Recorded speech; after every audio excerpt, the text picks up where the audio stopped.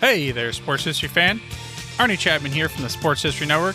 Now, before you jump into this episode, I wanted to share with you an exciting giveaway we have going on with Home Field Apparel. We have a digital $50 gift card to homefieldapparel.com for one lucky fan of the Sports History Network. All you got to do is head over to sportshistorynetwork.com/giveaways to sign up. Again, that's sportshistorynetwork.com/giveaways. Hello, this is Ross Bliley from the podcast Pigskin Tales. This podcast is sponsored by Sterling Soap Company.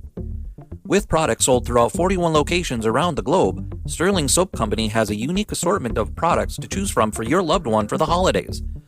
Handmade artisan soaps created by Roderick and Amanda Lovin since 2012, these products are affordable and provide great value. Act now and save on your shipping costs. If you purchase $75 or more, your shipping cost is free in the United States.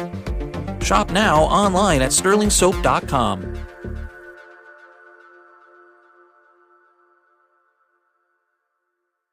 This podcast is part of the Sports History Network, your headquarters for the yesteryear of your favorite sport. You can learn more at sportshistorynetwork.com.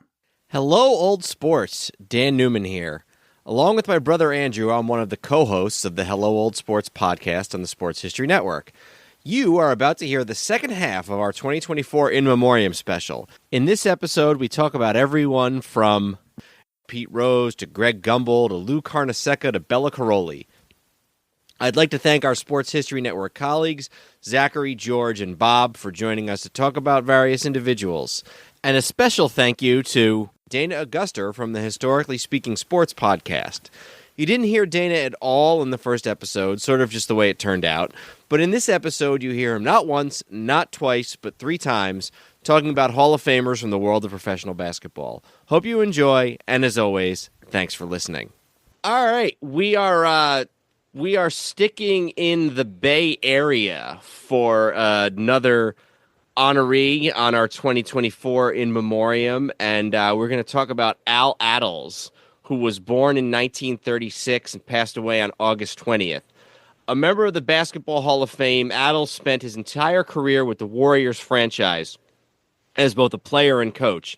As a player, he contributed to 2 teams that reached the NBA Finals in 1964 and 1967. As coach, he led the team to the 1975 NBA Finals, where they swept the heavily favored Washington Bullets. He was inducted into the Hall of Fame in 2019.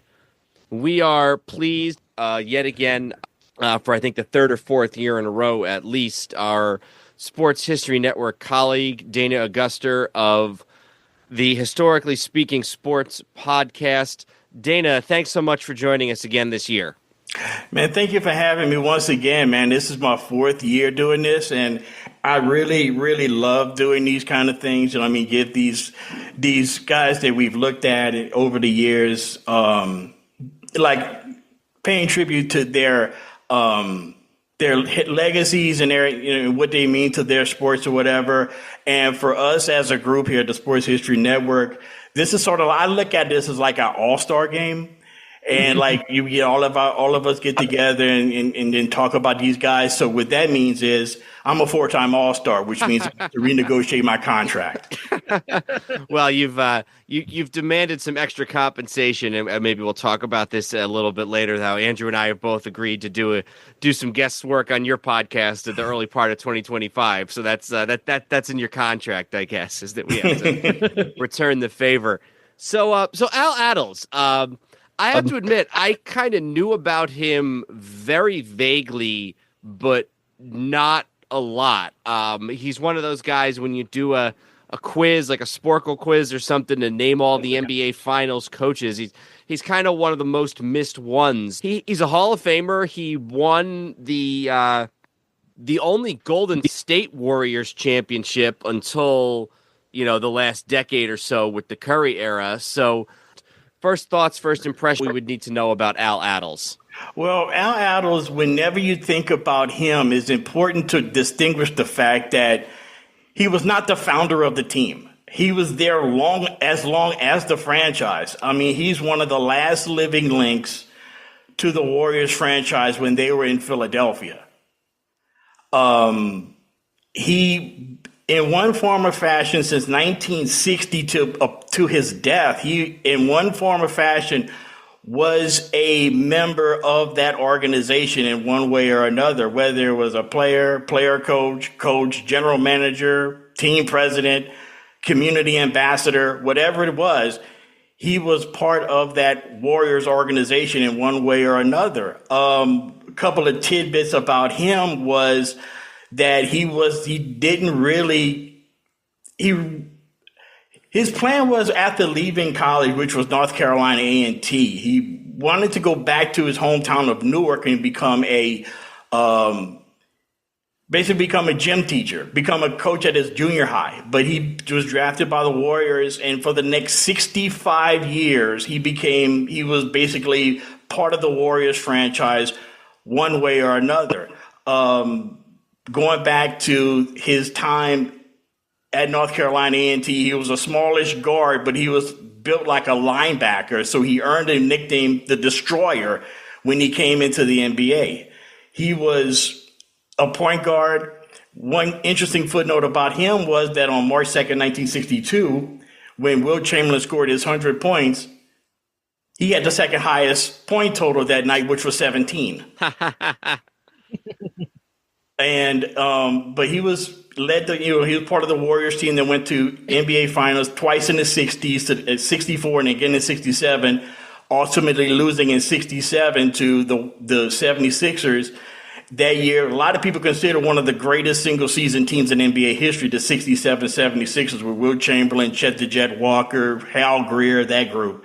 But it was his coaching in the 70s that led them to their only championship outside of Steve Kerr and the Splash Brothers. But he was a member of the Warriors franchise in one form or fashion for 65 years. And if you want to compare that to anybody, you have to start with maybe George Halas, with one person being with one organization for that long. Yeah, it's very difficult to do without owning a piece of the team. You know, like Halas obviously was the owner of the Bears, and Curly Lambeau, who I know didn't live that long, but, you know, he was, you couldn't get rid of him. Al Attles to just have one job. Connie Mack was another one.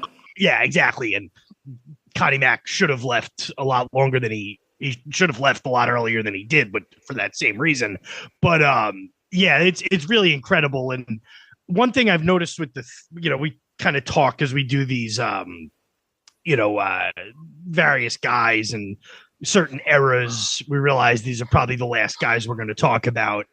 We're really getting to the end of guys who had 15-year professional careers whose plan had nothing to do with playing pro sports. Right. A number of different guys who, really he wanted to go back and be a gym teacher, or he wanted to be a stockbroker. And, that's the 60s, probably the 50s, early 60s is kind of like the last you're going to see of that. Generally by the next era of athletes, that was their dream. And maybe they had a fallback plan, but it wasn't like, well, I was going to take over the family farm and then I played 17 years for the Wizards or whatever. Right. And those Warrior teams that he was a part of, in the teams he was a player on, those were interesting because in 64, which was a team that lost to Boston in that would have been Boston's sixth in a row, I want to say. That was a team with Wilt and we mentioned Nate Thurmond, a young Nate Thurmond, and was Rick Barry was with them at that time, or was that before? He was still at University of Miami? No, Barry was not there yet. Barry was not there yet in 63, 64, but it was Thurmond and it was Wilt. Two Tom of the Meschery. Tom Meschery, yeah. Who else is who else do I see listed here? Kenny Sears is another name a lot of people know. Guy Rogers. Yes. And then that team lost to Boston. And then 3 years later, that a lot of those same guys, although like you said, Dana, by this point, it is a young Rick Barry at 22, along with Nate Thurmond and Attles, like we said, that goes up against the Sixers in the NBA Finals. But by this point, Wilt's on the other side. So in his 2 NBA Finals, he not only played with Wilt in 64, and then in 67 he went against Wilt. Attles still on the Warriors against Wilt with the Sixers. So we got with that team, with Attles and Rick Barry. I think in that series, Rick Barry averaged like 35 points a game or something like that, some kind of crazy stat like that, and was almost like, I think he said the second highest for a player that lost in the NBA Finals ever, behind Jerry West in '69. But nobody was beating that 76er team. That they didn't end the Celtic dynasty; they just interrupted it. I actually did a podcast episode about those 67 76ers, I think, in my first year. At least I sent a shout out to them or whatever. But Al Attles was part of that. Was a key player for that team, and became head coach the year they moved to Oakland full time in 71, and was a player's coach up until that point. And then in 71, he became just a regular coach and led them to the 75 finals, which I think could very well be the weirdest NBA finals of all time, as well as one of the most historic. Having 2 African-American coaches facing off against each other in a championship round. First time that had ever happened. And I did another podcast episode about that finals. And I'm weird in the fact that of the how you have the 2-3-2 format or 2-2-1-1-1 format or whatever it is in the NBA now. This one was 1-2-2-1-1. Or would have been, right? Yeah, it would have been. Because the Warriors ended up sweeping. And the reason why that was the case was because scheduling. Because I think the Oakland Coliseum, where they played it at the time, was booked up for like the Ice Capades or something. And then they had to move to the Cow Palace and outside of San Francisco, which was their former home. And then that was booked up for like a rodeo or something. So they had to come up with this very, let's just say, creative way of doing the NBA Finals, but the finals ended up going 4-0. And I think now you guys may have to check me on this, but I want to say this, that Al Attles may be the first coach ever to lead a team to an NBA championship after being ejected in the series clinching game, the championship clinching game. He was ejected because the only thing I would say is it wouldn't surprise me if that happened an hour back at some point, but you're probably right. You're probably right. Because Reardon for the Bullets literally cold-cocked Rick Barry going to the basket, and Al Attles became unglued and ran out onto the court wanting to fight him. It took like half the team to confront him, and he was ejected. And this is like, so I forgot, I think I want to say like sometime in the second quarter, because Reardon was an ex-Knick and was basically in the game just to basically get under Rick Barry's skin, and he did. And just basically cold cocked him in the back of the head as Rick Barry was trying to drive to the basket. And what ended up happening, Al Attles comes off the bench and wants to fight. Now, you got to remember, he's like about a couple years removed from being a player. You know, so he was not a small dude. He was small in height, but he was not a small guy. He was muscular. And it took like half the Warriors team to hold him back. And he got ejected and ended up watching Game 4 in Washington, where Landover, in the locker room while his team ends up winning the championship. And they all run into the locker room after the game, and you see Rick Barry hugging Al Attles in the locker room afterwards. If you look on, go ahead, Andrew. The clip is actually available online, and he's got like a very 70s like. He's wearing a leisure suit. Now, like looking at that clip, color. doesn't he look like Lamont from Sanford and Son? A little bit, yeah. He's got an open shirt, but he's a youngish guy, and he's fired up, and it's it's definitely something from a different era. If you visual is very funny, and Rickey is kind of like boxing him out to stop him from going even further. So if you look at that. if you look at his New York Times obituary, there's a picture of him from Game 2 coaching in that same finals. And yeah, the suit is something to behold. And honestly, and obviously you'd have to look at this, listeners, while you're doing this, the guy over his shoulder, who I don't know if that's an injured player or an assistant coach, but that guy's got a heck of a suit going himself. So it's really like the blue, right? Yeah. It's really, it's funny too, because that 75 NBA Finals, Dana, you mentioned the two black coaches, the first time that had happened. I think, and I'm not 100%, although I guess I'm damn close to 100%, those were the second and third black coaches in NBA Finals history. I think the first one, of course, was Bill Russell. Was Russell, who was a player, and Russell was Russell. That was, that's almost a second. That's almost a separate situation. And we, I don't know, it might have even been you, Dana, that did Bill Russell with us a couple years ago on In Memoriam. So we talked a lot about him, when he passed away a year or two ago. But these were the first two African-American coaches who were actually, honest to God, coaches, not player coaches. So that's interesting. It's interesting from a sort of a 70s basketball is so interesting because it's like there's so many different teams. It's kind of like the 80s in baseball where it seems like it was a different two teams every year, especially in like the mid to late 70s.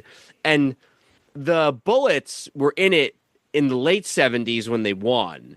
And then they were in it in the early 70s. I think in 71 they lost to Kareem. But this is a team that doesn't get talked about much. Casey Jones is the coach of this Bullet team, like you said. And you don't think about Casey Jones, and this is another thing I didn't know until, relatively recently. I never realized that Casey Jones had any sort of a career in coaching or playing outside the Celtics, because he played with the Celtics for forever, won whatever number of championships he won with them, 9 or something like that. And then he was the coach of the Celtics during the height of the Bird years. But in between, he was one of 3 coaches that took Washington to the NBA Finals in the 1970s, and the Bullets were really heavily favored. They were 60-22 compared to the 48-34. So that's 12 games better than the Warriors. But the Warriors swept them, and that was it. I think shortly after that, I don't know how long. I think shortly after this was, I guess Barry was back. In between 67 and 75, Barry had spent a couple years in the ABA. Yes. But he was back by this point, and that, like we were saying, only championship team for the Golden State Warriors until Curry and those guys came along.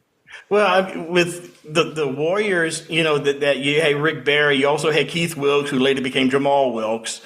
You had a very, very good basketball team there with those two. If I'm not mistaken, that might be the only 60-win Bullets/Wizards team ever. It may be. I'm not exactly sure.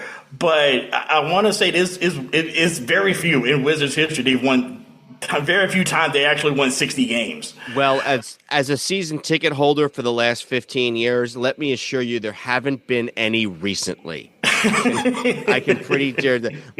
I'm hoping they get to 6 wins this year. I saw.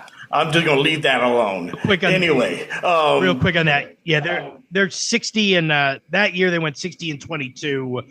Next best record was 68-69. They won 57 games. So, yep, they're the best, by a couple games, the best team in Bullets/Wizards history. So check out Dana's Historically Speaking. We're going to give Dana Dana will be back with us a couple more times throughout these episodes, and I think after the next segment, we're going to give him a little more time to talk about his podcast. But check out his episode of Historically Speaking Sports on the 75 NBA Finals, because it's one of those finals that doesn't get a lot of coverage historically. So, Dana, really appreciate you joining us. We'll hear from you again soon, and thanks for doing this again. Oh, no problem, man. I enjoyed this very much.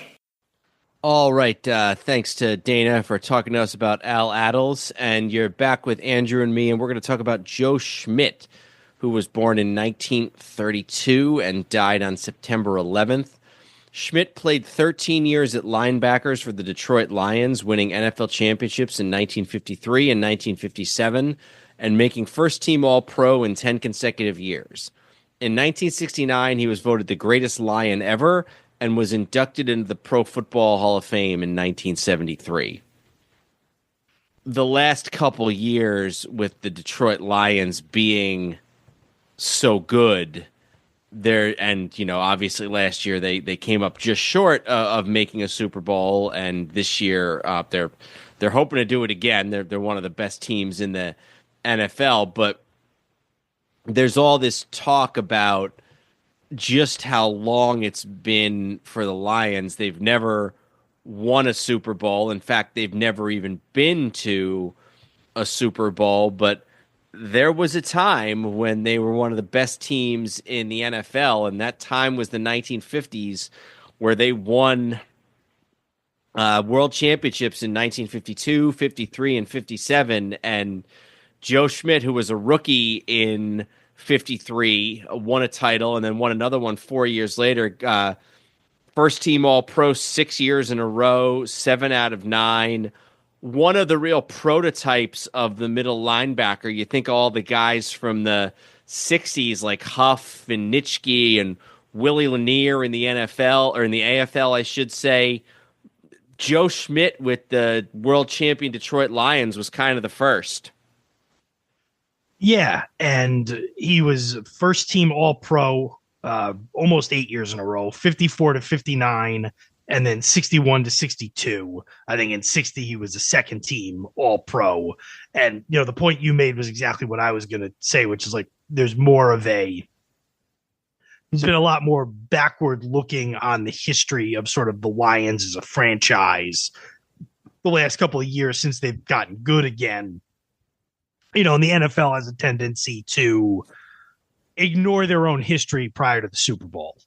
So anything, even though the Lions were really good in the 50s and won a couple of Super Bowls, people kind of go, they've never won a championship. And it's not the case. And it's certainly, for a team like the Lions, it's not fair when you consider how good they were in the 50s. They did win those 2 championships in the 50s. And Joe Schmidt was one of the, probably the best player on those teams, because there was a time at which he was voted the greatest Lion of all time. Now, obviously, if that was held, you'd put Barry Sanders above that. And, I guess you could debate if anybody else would go above that. But, he was certainly the last championship era of Lions football.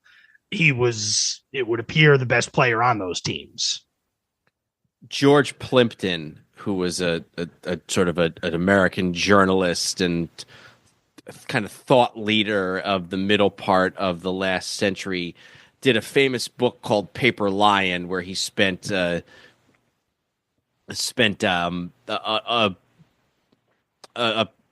training camp with the Detroit Lions, sort of trying out as a quarterback. They later made it into a movie, and he said that, and he writes in Paper Lion, he said, Schmidt's was not the flamboyant cock of the walk leadership that typified Bobby Lane's years with the Lions, same basic time period. Off the field, he was calm, almost shy. His head seemed set immediately on his shoulders like a stone Aztec head on a wall. During his playing years of diving and bullying his way through blockers, his head had been driven down a few inches into his body like a cartoon character bopped with a sledgehammer. And Paul Hornung said he was so quick, he was the surest tackler I've ever seen. He put his eyes right on your belt buckle, and he stayed with you. I can remember we'd run a sweep to the right, and here was Schmidt making the tackle. He liked to taunt his opposing teammates. Alan Amici, who was known as the horse, he would say, "Come on, horsey," as Alan Amici settled into his stance. He'd say, "Come on, Paul." Hornung would say, I could hear him waiting, just waiting like a cat.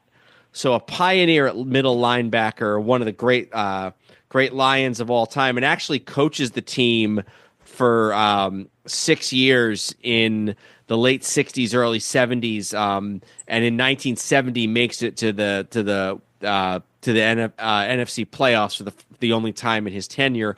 Although he's actually not that bad as a coach. 9-4-1, 10-4-0, 7-6-1, 8-5-1. He's not by any means a mediocre coach by any means. He's a decent enough coach. And if we're being honest about it, playoff appearance the Lions do not make it back to the playoffs for 12 more years, and that's a strike year. So he coaches the Lions to their first playoff appearance since 1962. Their only playoff appearance in 20 years is 1970, and Joe Schmidt is the coach. Yeah, a couple of years there. Where he was the head coach and was, I think he finished like 10 games over 500, but, a relatively brief tenure. And then this is one of these guys where, would this come up? Maybe if we did an episode on the 50s Lions, which, maybe we will, but, probably wouldn't come up in the course of any other discussions otherwise.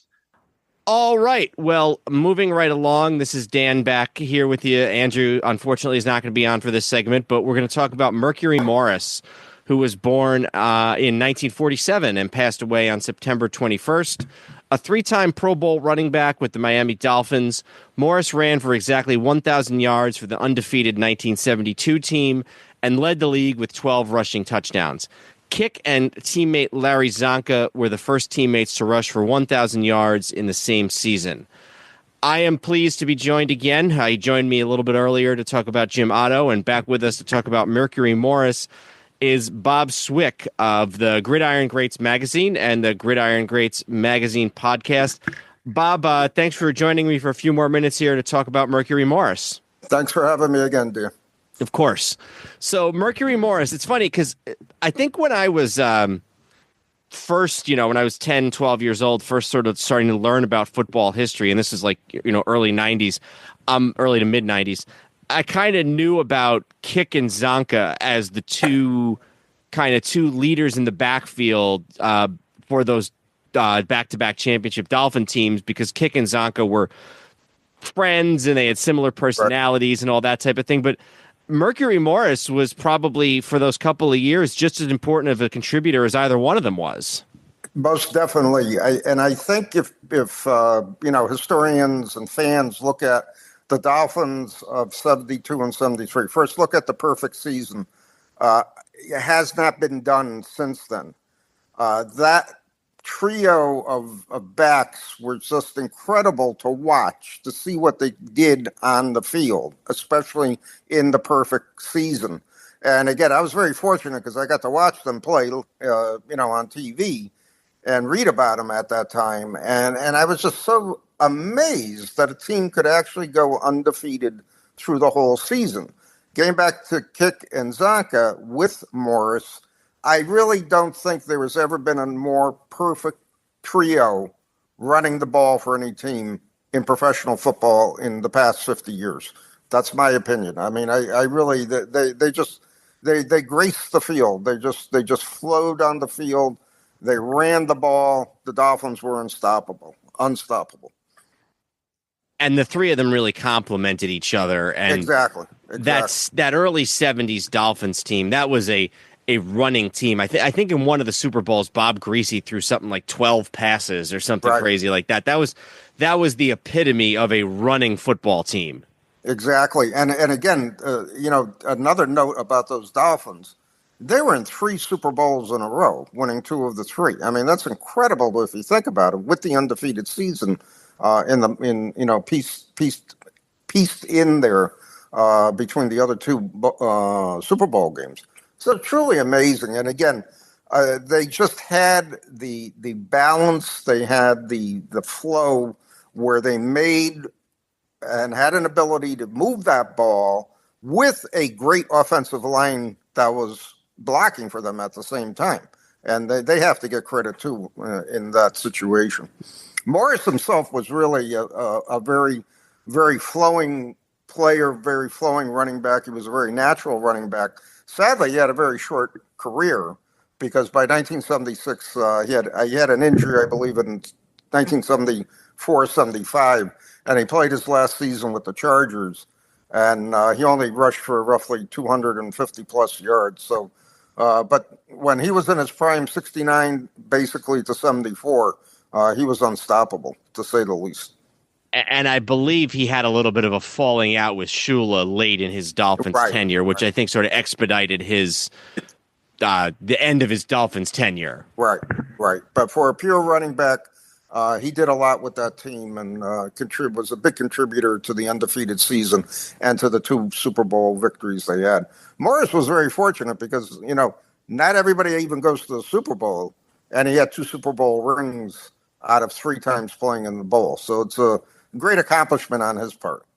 And he became more of a contributor to the teams as those years went on. I was just looking at his New York Times obituary in the first Super Bowl they went to. So that would have been the 71 season where they got really sort of smacked by Dallas. He didn't get a single carry. But by the following year, he had really kind of supplanted Kick as the second running back in the starting lineup. So it was more him and Zonka. And in that 72 season, he leads the league in rushing touchdowns with 12. He's got 1,000 yards even on the season, which is, comparable to Zonka's 11-17. And Zonka and Kick combined between the two of them only have 11 rushing touchdowns. So one could argue that Morris might be the biggest rushing threat on that 72 Dolphins team. Correct. So by 72 and especially 73, especially 72, but then also in 73, he's really coming to his own as one of the offensive leaders of the team. Exactly. Those were his 2 best seasons, basically, in his career.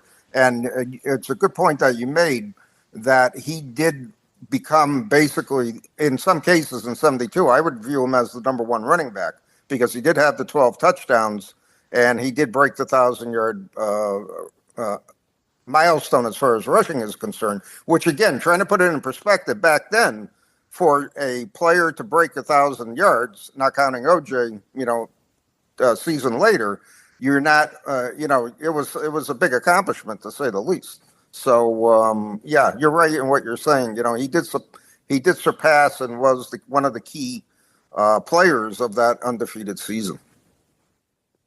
And that is an accomplishment. 2 players. There had been great backfields before. Horning and Taylor with the Packers in the 60s is the one that comes immediately to mind. So exactly. For 2 different guys on the same team to have 1,000 yards rushing is the first one ever. You don't see it a lot. Well, you never see it today, but you don't see that a lot. Any time in NFL history. So for the 2 of them to be the first was really, really quite an accomplishment. Right. It was, to say the least. It was very historical that time. That whole season, like I said, 1972 season, that perfect season, just incredible to watch, incredible to study years later. Just amazing, to say the least. And he had some off the field troubles later on in his career, some drug issues, but he kind of turned himself around towards the end and became a kind of a spokesman for the league, for the team, and for second chances. Right, exactly. And he was very prolific in his speaking after he got out of prison in '86, and apparently the conviction got overturned, and he did move forward with his life, and he did contribute a lot, trying to help people, right their wrongs and go on a better path in life. So he was an all-around good guy, and he really turned his life around after that episode in prison. Absolutely. Well, Bob, thanks a lot. Thanks again for joining us to talk about Mercury and Mars. Bob, in the previous segment on Jim Otto, talked a bit about his podcast. So, but suffice it to say, check out the Gridiron Greats magazine as well as the Gridiron Greats magazine podcast on the Sports History Network and also on YouTube, where you can see some of the memorabilia and that type of thing that they're talking about on the podcast. You can see pictures and images of it as well. So, Bob, thanks for doing this again for the second year, and we really appreciate it. Thanks for having me, Dan. Take care. Absolutely. All right, we're back and back with a guest who we'll introduce, who was just with us a few minutes ago. But Andrew, why don't you first tell us about our next honoree? Sure. Dikembe Mutombo, born in 1966, died on September 30th. One of the most intimidating shot blockers in NBA history, Mutombo won Defensive Player of the Year 4 times and also led the league in rebounding 3 times. An 8-time NBA All-Star, Mutombo was inducted to the Hall of Fame in 2015. Back with us, we have Dana Auguster from the Historically Speaking Sports podcast, and he's done some football guys with us in the past, but we can always count on Dana to come and talk some solid basketball individuals with us every year, and always appreciate that. So, Dana, thanks for doing this with us again this year. Oh, man, no pleasure. It's my pleasure, man. Thank you guys for having me. So, Dikembe Mutombo, where do we want to start? Obviously, a unique player, just, one of these guys who's, like a Rodman or a Ben Wallace is best known for some things on the court that, wasn't a scorer, wasn't an assist guy, wasn't a shooter.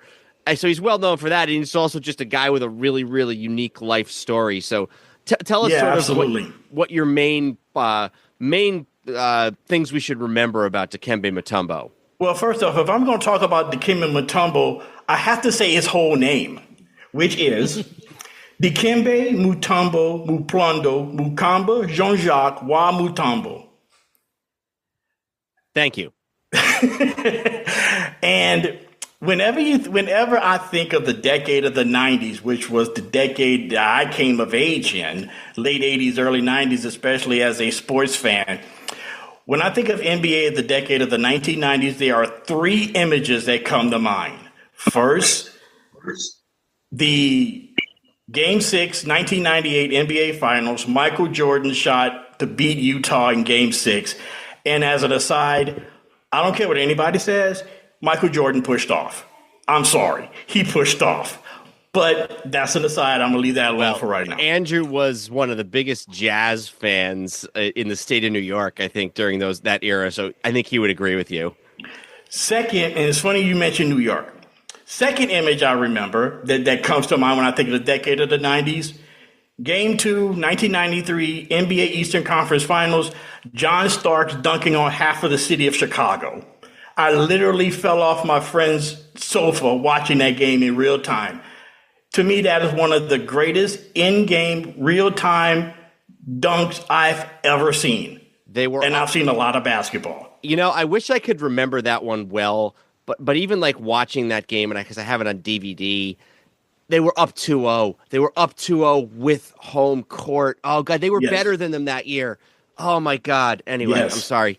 I apologize. And the third one is May 7th, 1994. At the end of Game 5, beating Seattle, Dikembe Mutombo grabbing the last rebound back with his arms outstretched, holding the basketball on top over his head in exaltation of pulling off the biggest, in my opinion, the biggest upset in the history of the NBA playoffs. The Seattle, the 94 Sonics, in my opinion, is one of the greatest teams that have never won an NBA title. Top to bottom, across the board, they should have been NBA champs that year. But they were up 2-0 in that series too. The Nuggets had to win 3 straight. Obviously, the first 2 in Denver, and then go back and win a Game 5 in Seattle. And that was the first time that an 8 seed had beaten a 1 seed in the 10 years or so of that format in the playoffs. They were the first ones to do it. Right. And what's lost in all of that was what happened the next series. Was that the Jazz, your Jazz, was up 3-0 and then forced a Game 7. And they were the second team since the 51 Knicks to be down 3-0 in a 7-game series and end up forcing a Game 7. And all of that was behind Dikembe Mutombo, Mount Mutombo. And you had, that team, if you look at them individually, that Nuggets team, the 94 Nuggets team, is individually, they were all right, I guess, but they just was a team that just caught fire at the exact right moment. For example, you had Dikembe Mutombo, who was not really a scorer. You had Mahmoud Abdul-Rauf, better known as Chris Jackson from my part of the country, being an LSU fan. I remember him as Chris Jackson. You had LaFonso Ellis, you had Robert Pack, you had Bryant Stith, Reggie Williams, Rodney Rogers. They were all right, but they caught fire. Like starting with that game 3 against Seattle, that the Sonics just whittled away and that pretty much not destroyed the franchise, but that team was basically psychologically scarred for the next decade after that. And then they go to Seattle. Then they go to Utah.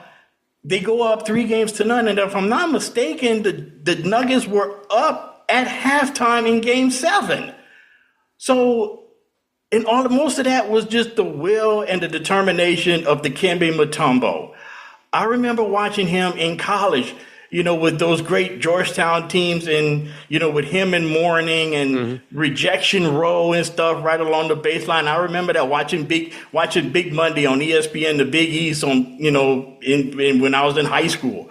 And Dikembe Mutombo and that group, that Hoyas group was just so good, even though they almost lost to Princeton in the first round in '89. But still, it was, and Mutombo was part of that and one of the most intimidating defensive players in the whole finger wag and everything, which became his trademark. So I'm looking at the score for this Game 7 against Utah. They were not leading at halftime. The score was 46-38 at halftime. Oh, okay. But it was close. And the reason I bring it up is only because the score after the first quarter was a whopping 19-12. In favor of Utah. So that's mid-90s basketball. Absolutely. In the mid-90s Utah Jazz basketball, too. Yeah, and two of the best defensive players of all time with Karl Malone and Mutombo especially. So that was, I guess, to be expected. But you're right about that 94 Jazz team. I mean, you're talking about Mahmoud Abdul-Rauf. I don't know. He might have even still been Chris Jackson at that point.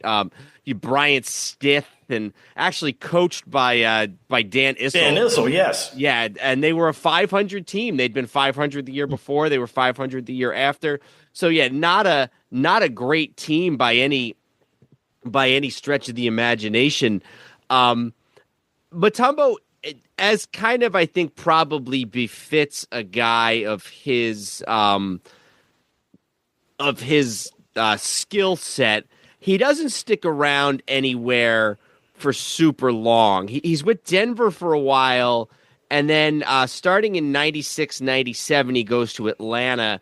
And he plays on Which some is probably Atlanta. It's probably his best year. It was, yeah. His best years, I think, personally, I think his best years are in Atlanta, which is interesting, too, because, and I don't know, we didn't mention this. Dana, you mentioned Georgetown a little bit. He doesn't come into the league until he's 25. Right. So, he didn't start playing at Georgetown until he was 21. Yeah, exactly.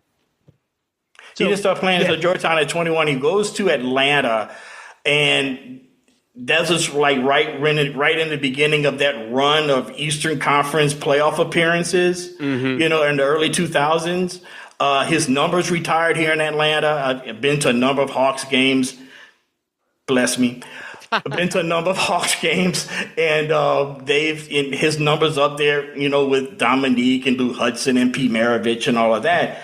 But yeah, he's regarded as one of the great all-time, shot blockers of all time. A number of defensive players of the year award, 8-time All-Star, 4-time defensive player of the year, 1992 All-Rookie team, 2-time NBA rebounding leader, 3-time NBA blocks leader.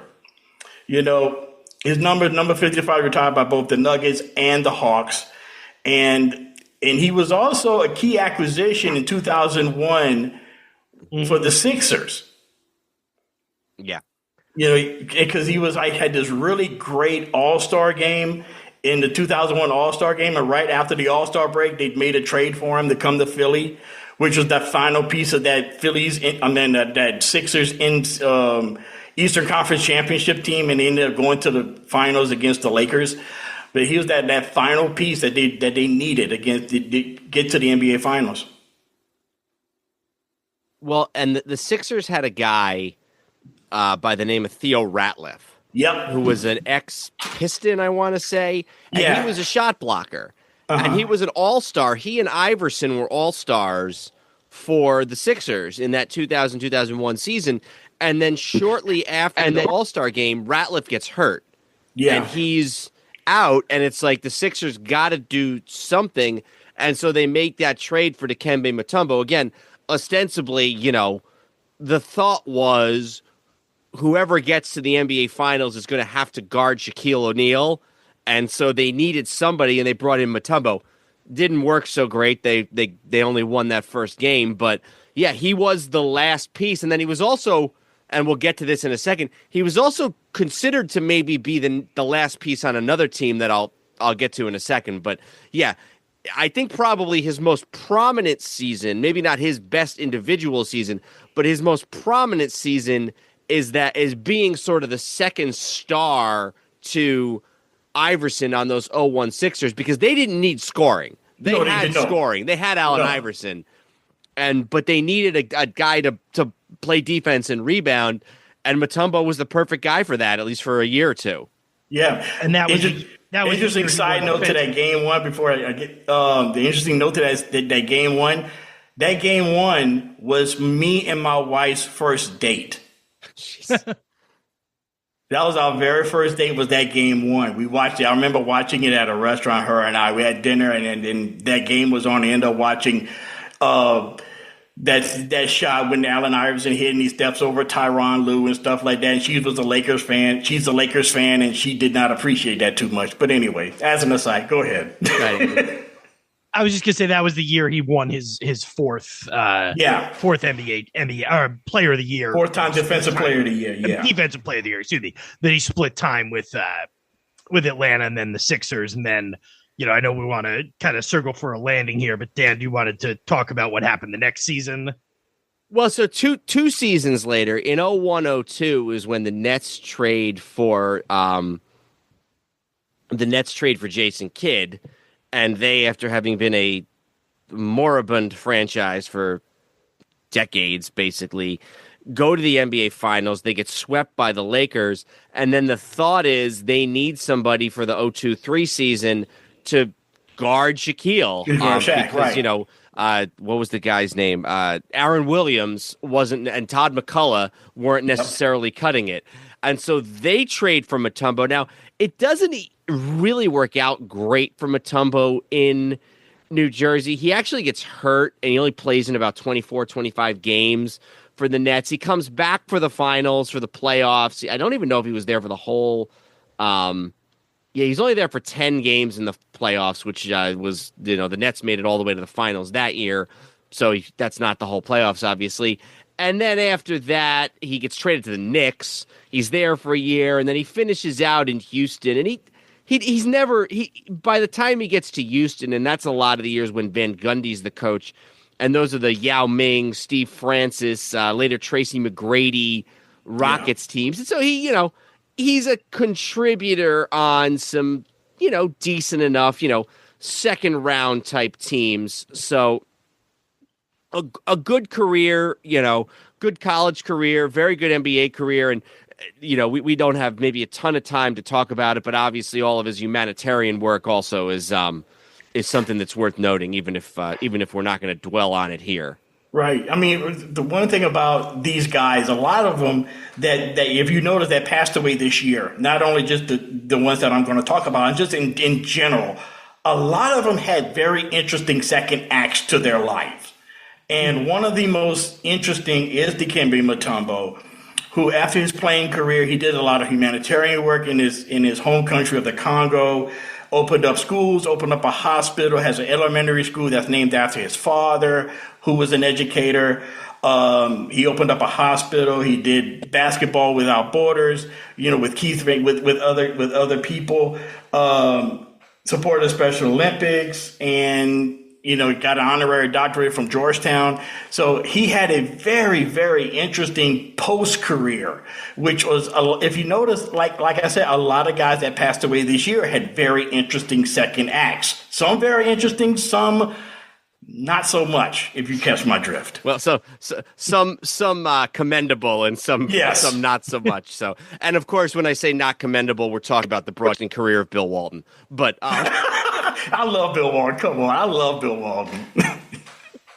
All right. Well, Dana, before we end this little segment here, why don't we give you a minute or two to talk about your podcast?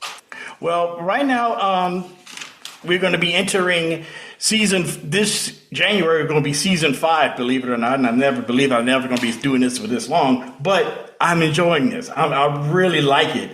Right now, I'm working on an episode. Hopefully, it will be due out before Christmas about the late 60s, early 70s Cowboys. The name of it is Next Year's Champions, the Dallas Cowboys of the late 60s. And we're going to start this season off with, this next season, January, with a bang with 3 major episodes. One, we're going to do a 3-part episode about the Superdome, which is entering its 50th year of operation. First one, we're going to talk about all of the great football games in the Superdome, featuring Mr. Dan Newman, as well as the host of the Footballers Family, Jeremy McFarlane. He's going to be on with us. Then we're going to have another episode with all of the great Final Fours and NBA games and college basketball games in the Superdome with my brother-in-law, Al Latiker, who was a former prep star in the city of New Orleans. And something of an amateur basketball historian in his own right. And the third episode is probably one of the most widely anticipated episodes in the history of this podcast. The Superdome and its place in professional wrestling. Robert Everett is supposed to be joining us, along with who I consider the Raja of wrestling, the Turk of the turnbuckle, and the Squire of the squared circle, Mr. Andrew Newman, is going to be joining us for that episode. So that's why it's so widely anticipated. Oh yeah, no, it'll be a lot of fun. I'll have to do my studying, but yeah, it's a building that's got a lot of history of over a lot of different aspects of it. It's not just where the Saints play. It's there's a lot of different events and things that have happened there. So from a wrestling standpoint, I'm happy to lend a hand with my expertise if you want to stretch the definition of that word. And also, I'm going to continue my Forgotten Franchises series that I've been doing for the last couple of years. Teams that we're going to highlight: the Seattle Pilots, the Houston Colt 45s, the Quebec Nordiques, and the Kansas City Omaha Kings. So stay tuned for those.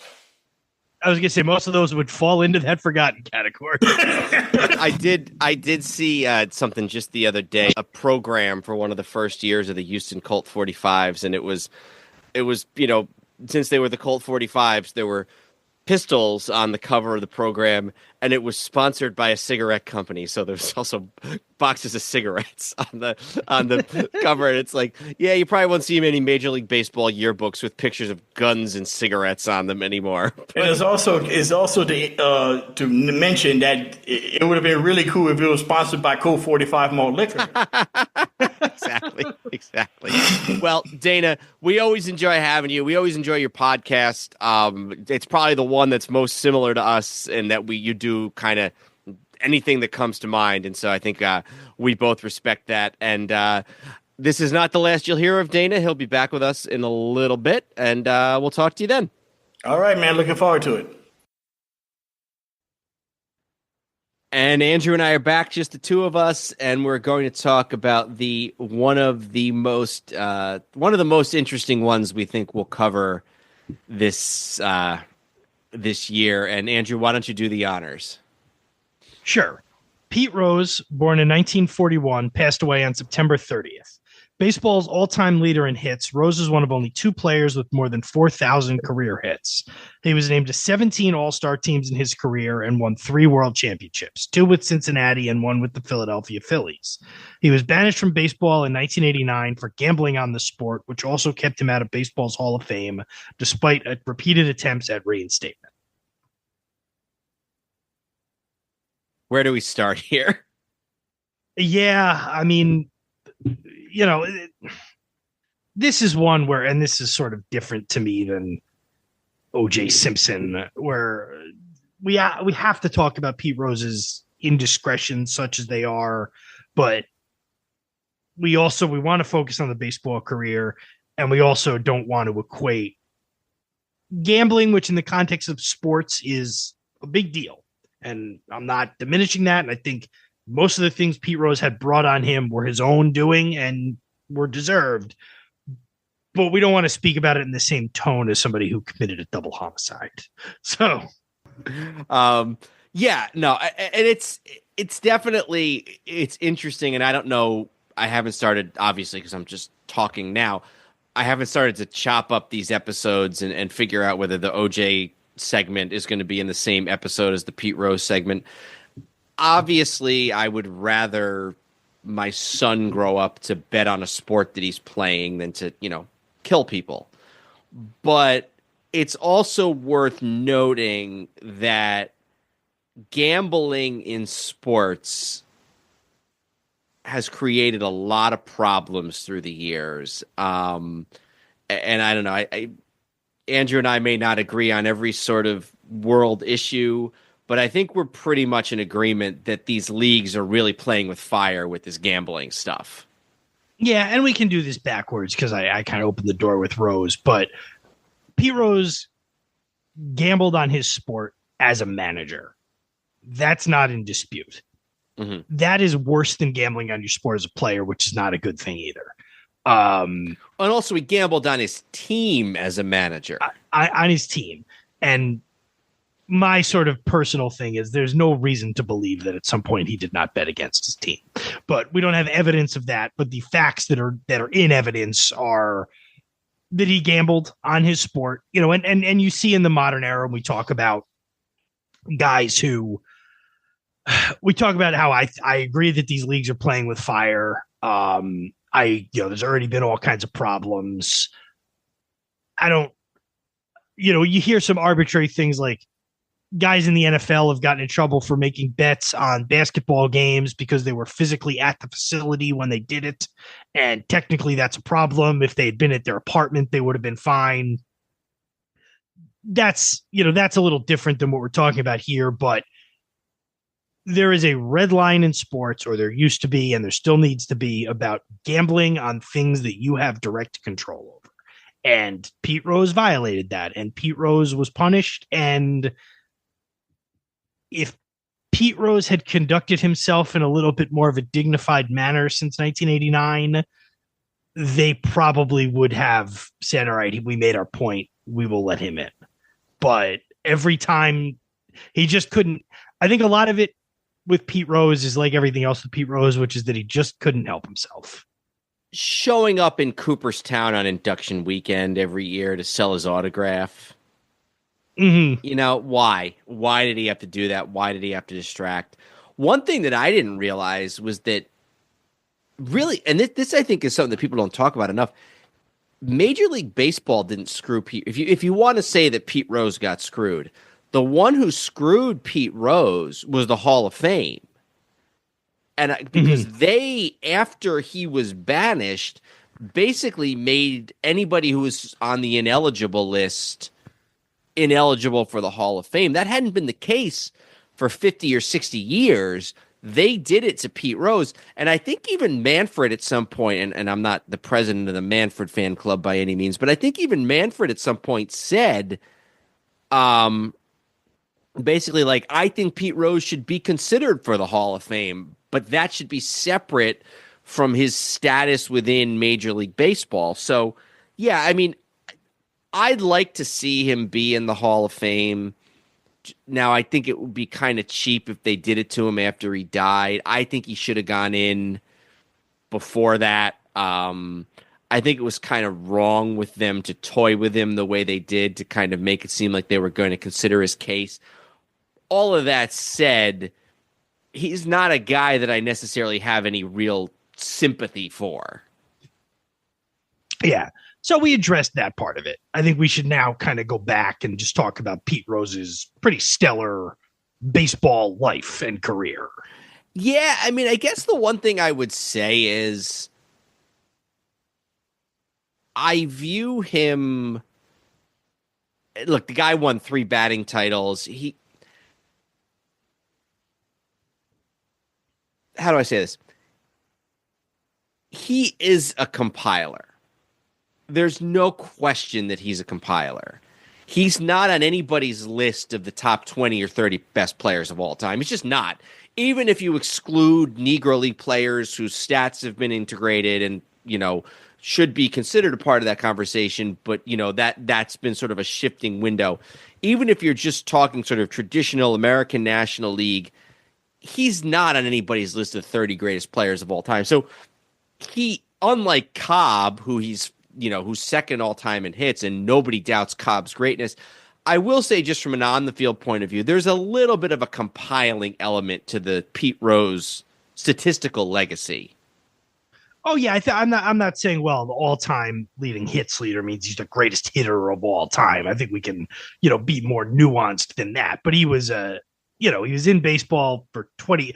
I mean, yeah, certainly the fact that he's still playing in 119 games at 44 years old, while the manager would indicate to you that he's, doing it not, he's doing it for personal reasons to break that record. But his tenure in the 70s and really even through the Philadelphia era, wins an MVP in 73, wins Rookie of the Year in 63. He's on those big red machine teams. He finishes in the top 5 in MVP like 4 out of 5 years in the mid 70s. Is really the backbone of that team, born and raised in Cincinnati, kind of embodies the spirit of that team. Gets in a famous fist fight with Bud Harrelson in the 73 playoffs. Bud Harrelson, who actually also passed away this year. We didn't necessarily have room to consider him on In Memoriam, but yeah, no, hey, guys, now, for my money, and again, I'm not just trying to tear down the guy's playing career, he's third on those big red machine teams, in my opinion. It's Morgan. That's the other crazy thing about, you want to talk about teams that were stacked with MVPs.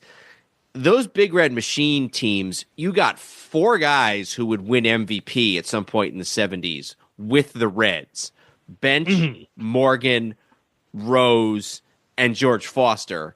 And then you got Tony Perez, who's in the Hall of Fame, doesn't win an MVP, but he's in the Hall of Fame. So that is the pitching is sort of not an all-time great pitching staff, but you want to talk about all-time great lineups, MVPs, Gold Glovers, future Hall of Famers, future would-be Hall of Famers.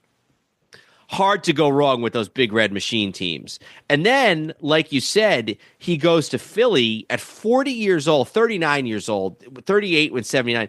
And Philly had been struggling to get over the hump. They were a really, really good team in the mid-70s. 76, they get swept in the NLCS by Rose and the Reds. 77, they lose in 4 to the Dodgers. 78, they lose in 4 to the Dodgers.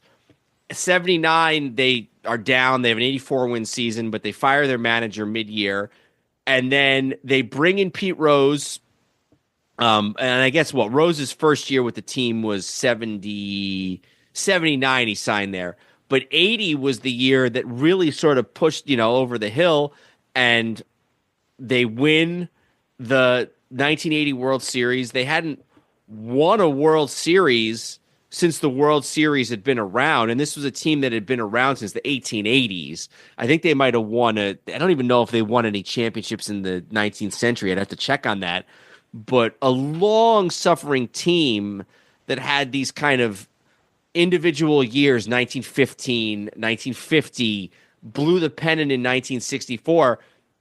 And I think in some ways, he was just as loved in Philly as he was in Cincinnati because his arrival was what got them the championship, or at least what coincided with the championship. Yeah. Yeah. He was not this wasn't a guy, at the end of his career trying to tag on for another championship. He was a key part of that, no pun intended, but he was a key part of that machine in Philadelphia. He's got a crazy year in 1980, though. This is interesting. Mm-hmm. He plays every game, and there's no DH, so he's playing in the field every game. Maybe a couple of those he pinch hit or whatever. Leads the league in doubles at 39 years old. His WAR is negative 0.4. Oh, wow. Yeah, isn't that crazy? I just saw that. But nonetheless, and also keep in mind that he then sticks around for several more years with Philly. He's there all the way through 83 when they make the World Series again, lose to Baltimore. And the crazy thing about that team is it's not just him, but it's two of his teammates from the Big Red Machine. It's Joe Morgan at 39 and Tony Perez as sort of a pinch hitter, occasional fill-in guy at 41. And they go to the World Series. And there's other old guys on the team, too. Schmidt's 33. Gary Maddox is 33 in center field. One of the greatest nicknames, Steve Carlton, the Hall of Fame pitcher, is 38. One of the great nicknames of all time for a baseball team. The 50 Phillies had been called the Whiz Kids, and they called this 83 Phillies team the Wheeze Kids because of how old they were. But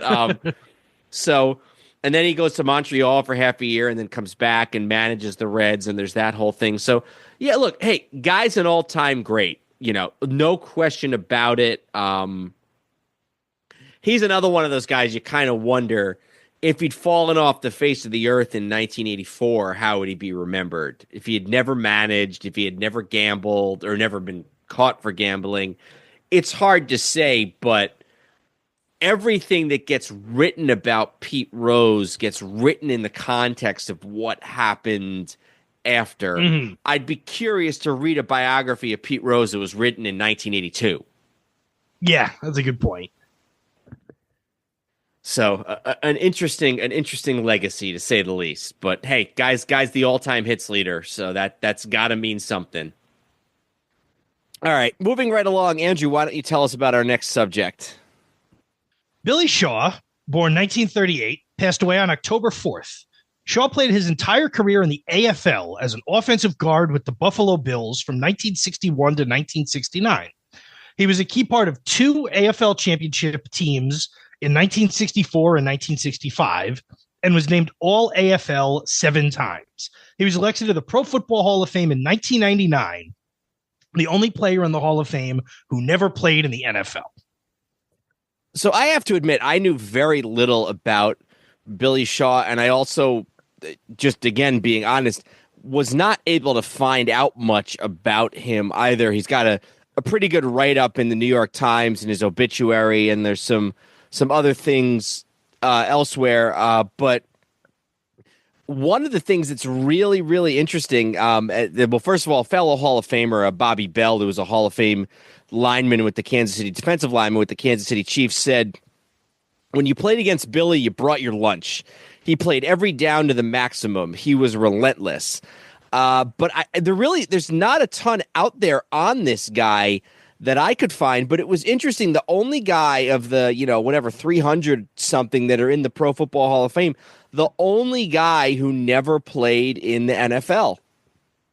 Yeah, I guess none of those other leagues were really around long enough for a guy to have a long pro football career worthy of the Hall of Fame entirely contained within those leagues. And, it's not like baseball where there's that much of there might be it, but there's not as much. If there is, you would know them based on the group you're in. But there's not as loud a sort of contingency lobbying for these pre-organizational pro football teams from the 19-teens or whatever, like there is in baseball, where they, there's the whole 19th century committee and all of that stuff in the sort of the pre even National League era. No, the Pro Football Hall of Fame has very much been and look, pre-1920 there was professional football, but not a ton. And there are some people who argue that maybe that there should be more, attention played to sort of the earlier leagues of the immediate years before the teens. But you're right, it's not like in basketball or baseball the way there's much attention paid to the quote unquote pioneers. The Pro Football Hall of Fame is essentially the NFL Hall of Fame. Yeah.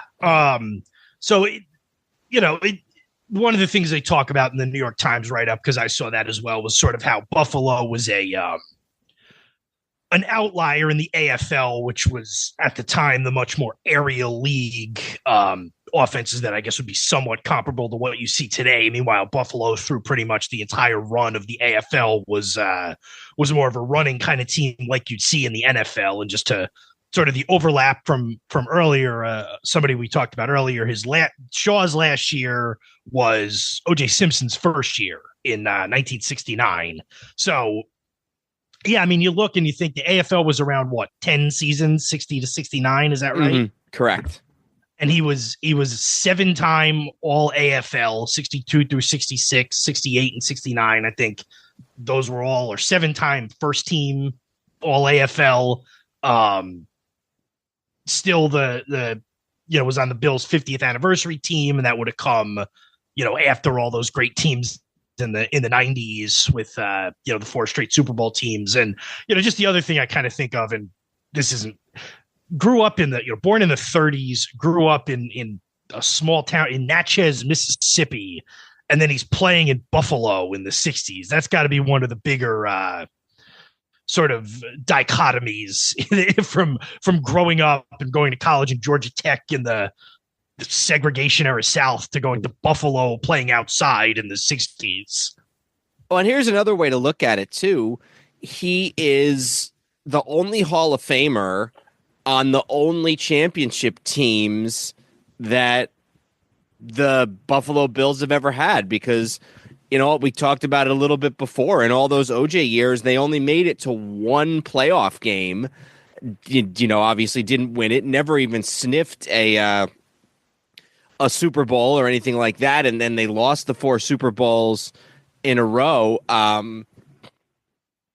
in the early 90s. So, yeah, he's, one of the stars, the Hall of Famer on the only Buffalo Bills championship teams that have ever existed.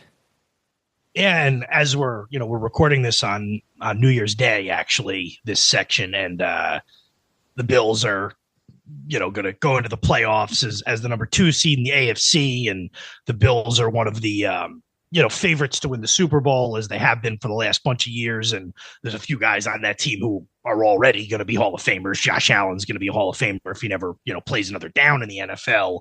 But right now, until somebody wins a Super Bowl and then gets into the Hall of Fame, Shaw's going to have that distinction for a number more years. Absolutely.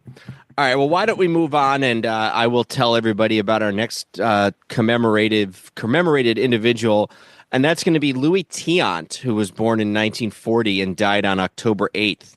The son of a great Negro League pitcher, Tiant pitched 19 seasons in the major leagues and led the American League in ERA twice. His most memorable pitching performance came in 1975 when he was the starting pitcher for all 3 Red Sox victories in the World Series. Definitely one of the great kind of characters in modern baseball history. And if you think, obviously, what you just mentioned there, he's a very well-known, well-regarded figure. If they had won Game 7 of that series, which obviously didn't have anything to do with him, and he won 3 of the 4 games that team won in breaking what would have been at that point, 67-year drought of the Red Sox in the World Series. Mm-hmm. Can you imagine? He'd be a god there. Yeah. So my initial memory of Louis Tiant is from the Ken Burns baseball documentary, and seeing all of the clips of, when they cover Game 6 of the 75 World Series, and seeing Louis Tiant just going like, what is that guy doing? Like that motion. It was similar to, this was around when Hideo Nomo became very popular with a similar wind-up. And that was just sort of my first memory of Louis Tiant, was seeing that guy going like, wow, that's really cool. And what you're talking about is this pitching motion that Tiant had as a right-handed pitcher, where he would essentially, as part of his wind-up, basically turn around and face second base before pitching, all as a part of his pitching motion. One of the things I found out was that pitching motion is something he developed throughout his career, and it allows him to hide his pitches, which the guy threw like 12 different pitches, everybody always said. And that strange windup that he had allowed him to hide his pitches because as he got older and he'd had some injury issues, he wasn't throwing nearly as hard as he once did. So although it was silly looking, it actually had a practical purpose also. And Tiant was, sort of from a serendipity standpoint, Cuban pitcher was, already established as a professional, if not a major leaguer yet, in the late 50s, early 60s, and got married in Mexico, and they were planning on spending the winter in Cuba. And had he gone and spent that winter in Cuba, he probably would not, unless he had then defected.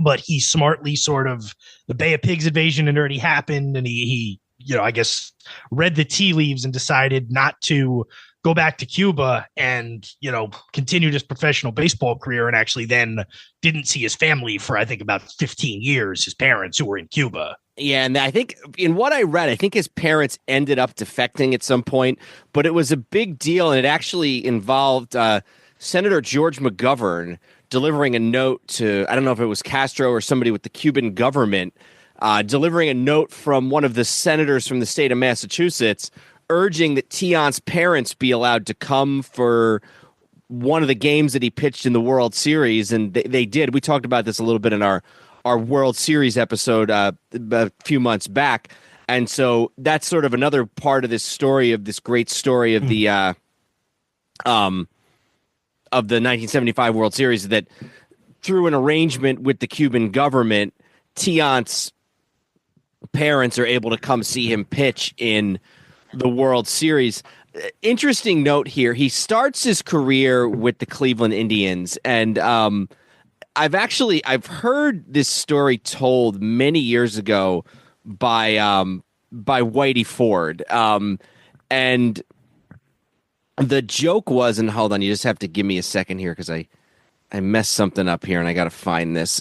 Okay, so Whitey Ford used to say that he always liked to pitch the second game of a doubleheader because otherwise he would pitch the first game of the doubleheader, then just spend the whole second game drinking beer. This is what he said. And so in 64, in August of, I believe it's August, right? Hold on, let me find this here. In July of 64, he finds out that the Sam McDowell is pitching the first game of the doubleheader for the Indians. Sam McDowell, who was a damn good pitcher in his own right, six-time All-Star, is pitching wins an ERA title, pitching the first game of the doubleheader. So Whitey Ford says, great, I'll pitch the second game of the doubleheader against this rookie who's coming up, who's never pitched before. And that ends up being Louis Tiant's first game in the major leagues, and he shuts out the Yankees 3-0 and beats Whitey Ford. So I always thought that was a really cool story. In 1968, which was his, I guess, second to last year with Cleveland, he was 27 years old, and he was 21-9 with a 1.60 ERA. In 68, obviously known as the year of the pitcher, but I think a lot of people mostly incorrectly associate that with the National League. He had the lowest ERA in the American League in over 100 years, which, hang on, that's his. I mean, the American League wasn't around for 100 years, so I'd have to check. Maybe they're going backwards and forwards there. Oh, maybe I don't know. I can let me see if I can find it, but I have no doubt believing that a 1.60 ERA was the lowest in quite some time, but I'll see if I can figure out exactly what they're talking about here. Yeah, and probably the only thing, and I don't know. 50 years. It says nearly half a century since Walter Johnson. I probably meant to write half a century, and I wrote a century. So, but yeah, since the dead ball era, the crazy thing is, and I'm verifying this. I think he actually gets almost no consideration for the American League Cy Young that year because Denny McLain wins 30 games, which is the last time you'll ever see that in baseball history. And I'm looking, here's an interesting stat. Both McLain and Gibson completely run the table of Cy Young votes in 1968. Nobody gets another vote. So that's why I was looking at Tiant stats and I was surprised. I'm like, God, he didn't even finish second or third, but apparently nobody voted for anybody but Denny McLain that year, which I guess you're entitled to when you win 31 games. The crazy thing is that, and some of this I think is injuries, he's basically almost out of baseball shortly after that. He has that great year with a 21-9 record. Then the following year in Cleveland, his last year in Cleveland, he becomes one of the few guys in history who wins 20 games one year and then loses 20 games the following year. He finishes 9-21, or 9-20, I should say. His ERA is 3.71, which, not terrible, but it's more than twice what it had been the year before. Leads all of baseball in both walks and home runs allowed in 1969. Then he gets drummed out. He's in Minnesota for a year. And then in 71, he's mostly in the minors, first in the Braves system and then later in the Red Sox system. Go ahead. And this is where he develops what we were talking about before, the famous wind-up motion, and it accounts for his, he knew his velocity was going to drop. So that was part of the adjustment there. And then goes on to the Red Sox, wins another ERA title in 72, his first full year back pitching every day or starting every day in the big leagues. Actually seems to kind of shuttle between the bullpen and the rotation in 72. But then by 73, he's the ace of the staff, and he's, winning 20 games a couple more times, making it to a couple more all-star teams. He's talked about as a potential Hall of Famer. I tend to believe that he probably falls just short, but nonetheless, a great pitcher in Red Sox history. Oh yeah, for sure. And just two more things I want to talk about. Apparently, and I don't necessarily have any specific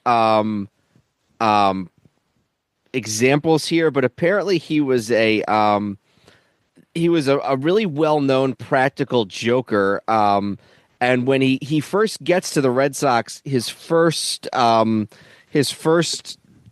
target is Carl Yastrzemski, who's a very sort of stoic, serious guy, and he pulls a practical joke on Yastrzemski, and Yastrzemski accepts it, and later retaliates with a prank of his own, and that kind of breaks the ice, brings the teams together a little bit.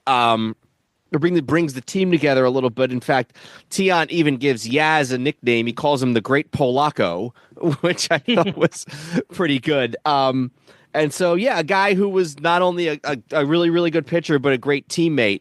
And then sort of while we're on the subject of ethnic slurs, he's also the subject of one of my favorite quotes about him in 1980 when he's finishing up his career with the Yankees and they're on an airplane, and Greg Nettles turns to somebody and says, "We have a big problem. Louis Tiant needs to use the bathroom, but there's a sign that says no foreign objects in the toilet." So I thought that was a good one too. So I really a unique character and a damn good pitcher, Louis Tiant. Absolutely. All right, I think we're going to move on, and we are going to talk about another Latin American pitcher from a little bit after this. So why don't you go ahead and tell us who's next? Sure. Fernando Valenzuela, born in 1960, passed away on October 22nd.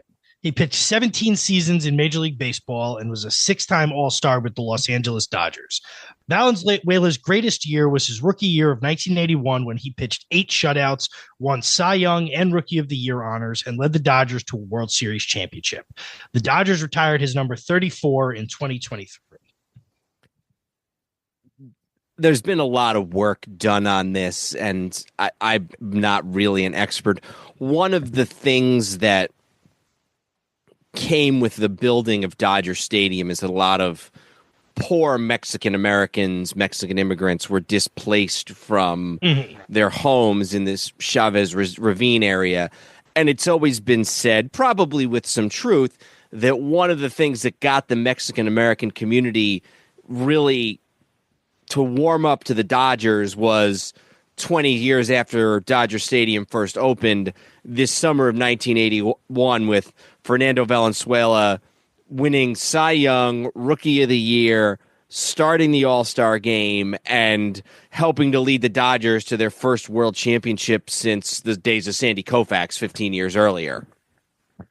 Yeah, and this was, I think, almost how good and how much of a phenomenon it was in 1981 kind of masks that he wasn't a one-year wonder. He was still a very, we 6-time All-Star through the 80s with the Dodgers, but it's almost like, well, if you're going to talk about Fernando Valenzuela and you only have a certain amount of time, you may as well talk about this 1981 season, the phenomenon, because there's just so much there. And we'll try to do justice to both. But like you said, he was the Rookie of the Year and the Cy Young.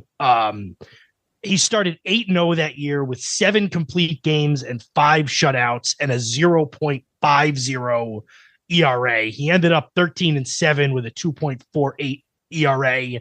That was the that weird year where not only was there a strike, but they basically split the season into halves. So kind of a disjointed year, but he was such a phenomenon that you almost never hear his year talked about in the context of that because it sort of transcended all of that.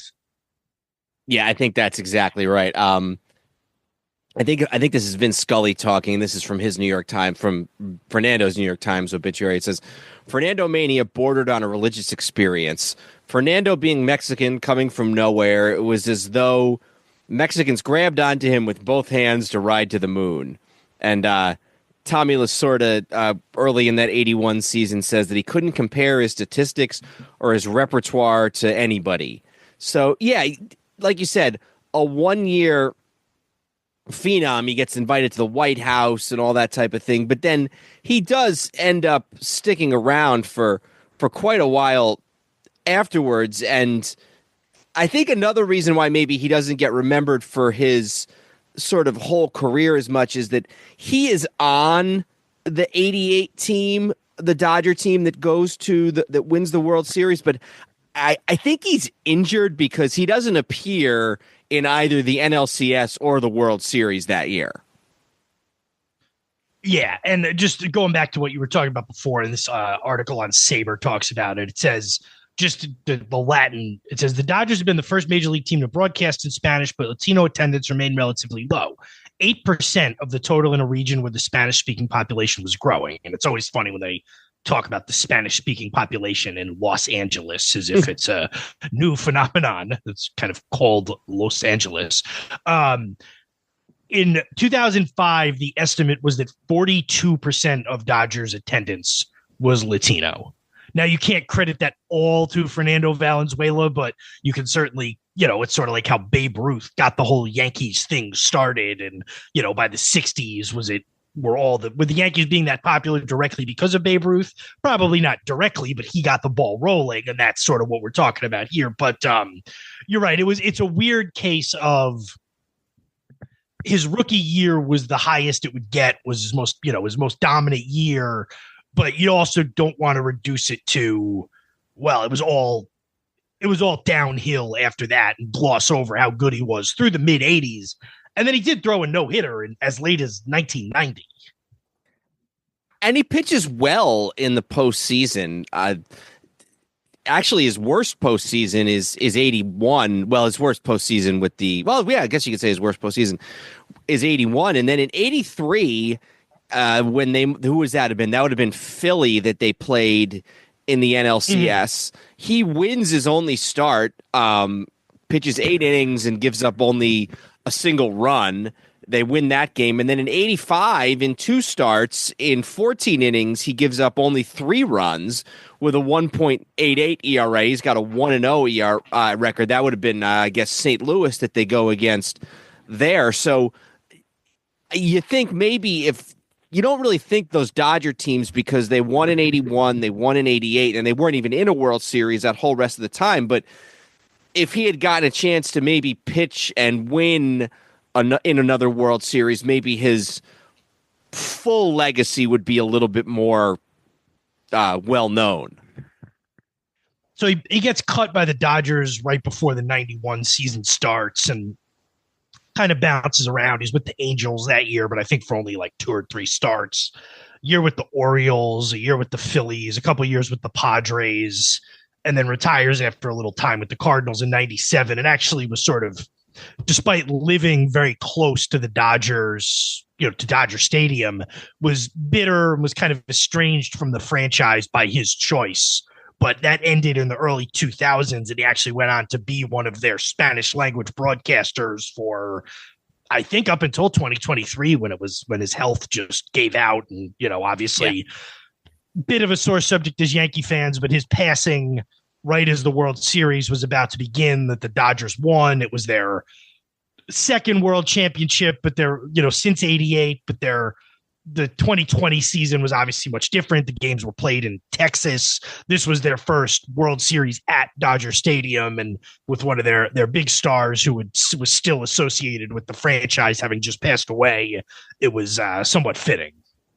It's funny. We talked a little bit. Have we talked yet? We talked a little bit about Bill Walton in a previous segment, and in a weird way, Valenzuela's kind of got a little bit of that same type of career, and what I'm referencing here is that after 90, he's pretty consistent through 90 of, with some exceptions, of basically starting every 5th day. Here his games starting in 1982, which is his first, year as a full-time major leaguer.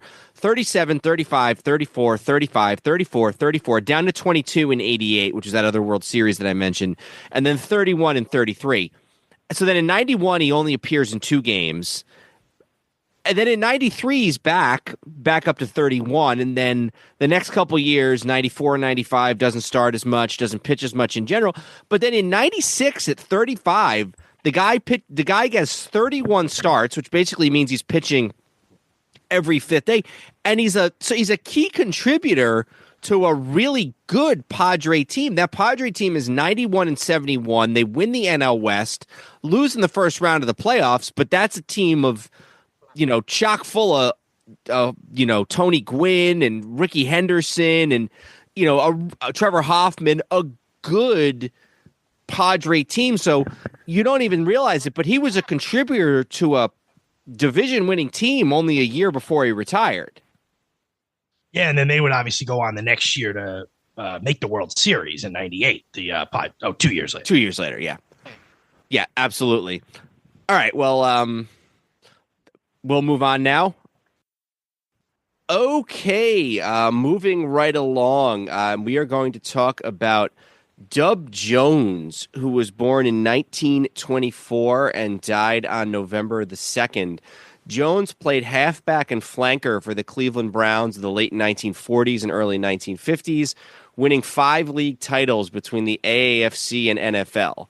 A 2-time Pro Bowler, Jones is also known for scoring 6 touchdowns against the Chicago Bears in a 1951 game. Only 3 other players in NFL history have matched that feat. We are glad to have with us again, host of the PFRA podcast on the Sports History Network and president of the Professional Football Researchers Association, George Bozica. George, thanks for joining us again. Thank you again. Nice joining you again.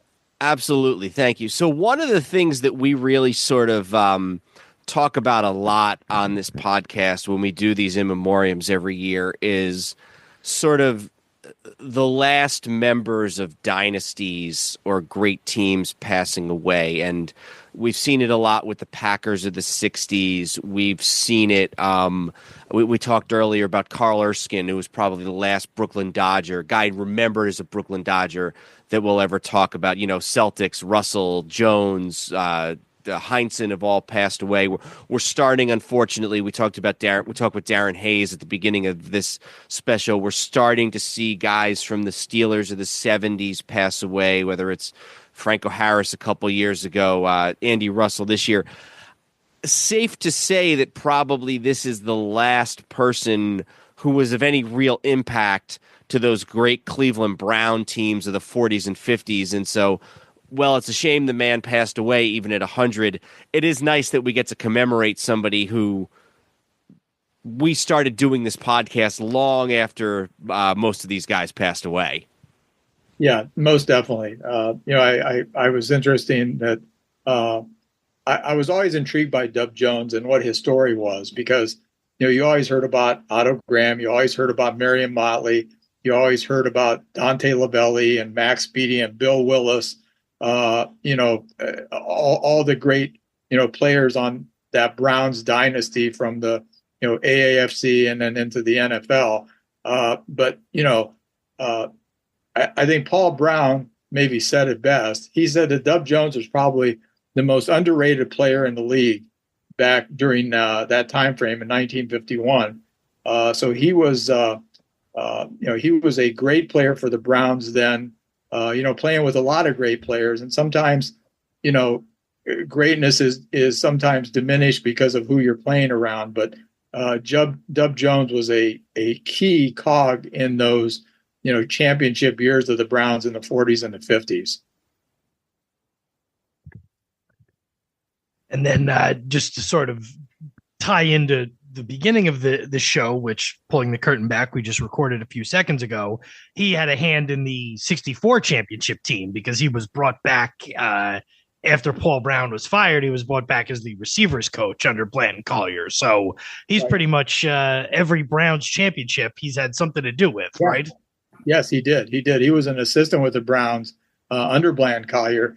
And actually, from what I understand, because Blanton Collier had hearing issues, Dub Jones was the person up in the booth that was actually, calling plays for the Browns during that time frame. So he was an indispensable part of that, championship team, and really had a key role in that championship team. So you're absolutely right. He had a hand in the only two championships he didn't have a hand in were the 46 and 47 championships, because obviously the Browns won championships all 4 years that they were in the AAFC, but he had a hand in 48 and 59, and then 50, 54, and 55 in the NFL, plus 64 as a coach. So yeah, he was a key member. Yeah, I was looking at his years played and kind of forgetting. He was in the league those years, but he was on the Miami Seahawks and then the Brooklyn Dodgers. So he was with the Seahawks. He was also with the Brooklyn Football Dodgers, which actually played at Ebbets Field. And that's how he came to the attention of Paul Brown, because Paul Brown was impressed with his defense.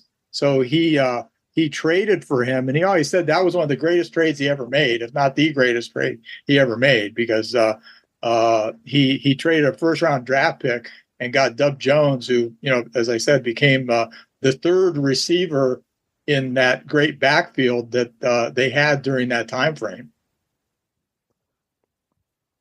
There's a great story, by the way, about how everybody thinks of Branch Rickey as the guy who brought Jackie Robinson to the major leagues, but there's quite a few Brooklyn Dodgers football players who couldn't stand him because of how tight-fisted he was with salary. But that's a story for another day.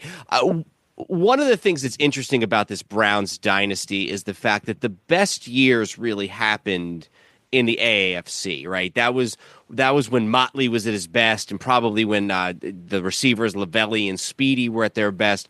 All three of those guys are in the Hall of Fame. Speedy just got in a few years ago.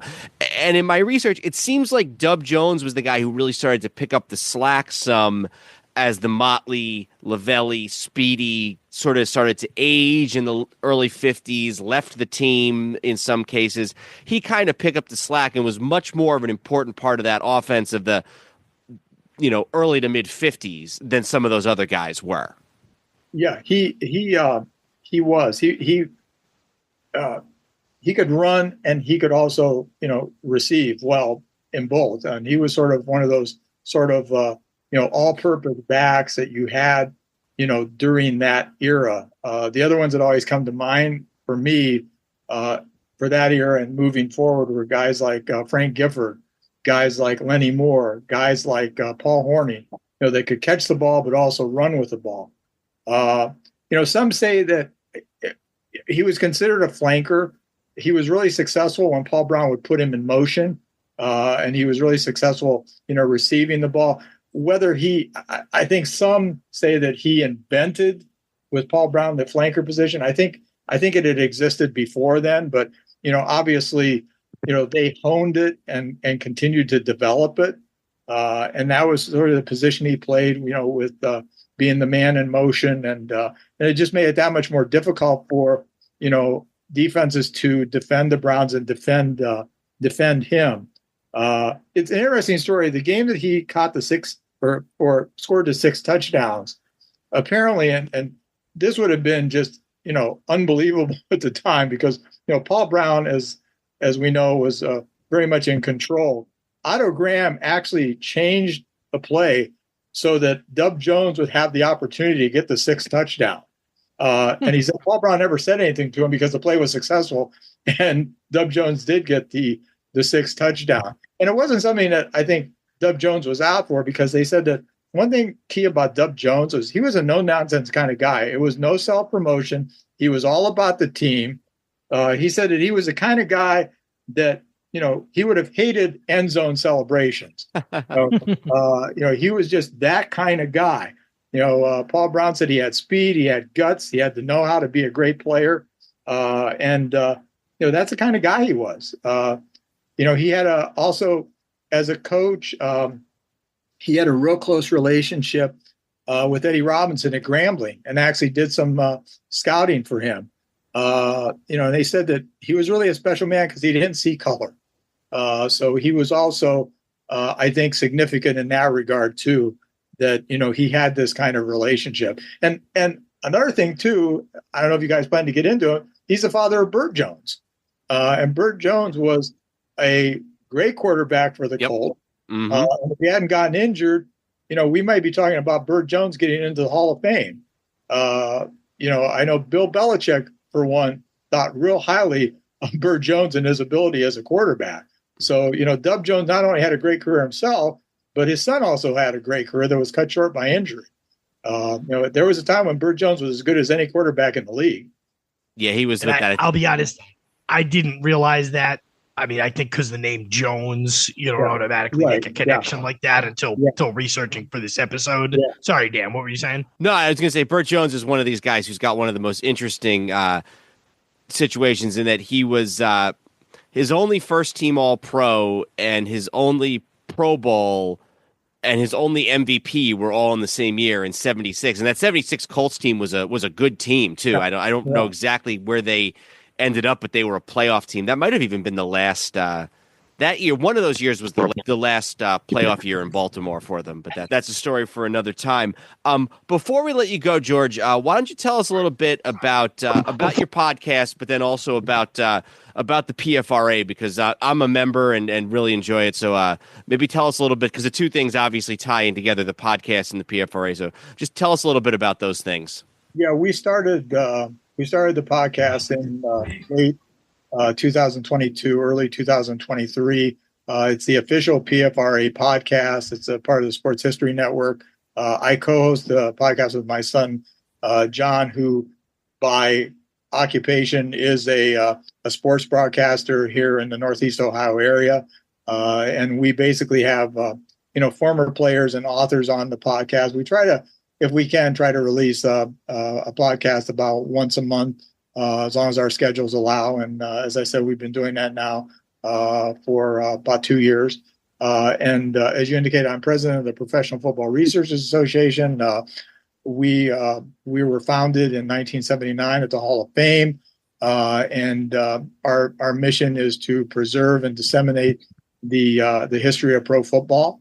We have a magazine that comes out 6 times a year, the Coffin Corner. It's $35 to become a member of the Pro Football Researchers Association, $40 if you're in Canada, $50 for international members. And we have members all over the world, which we're very proud of.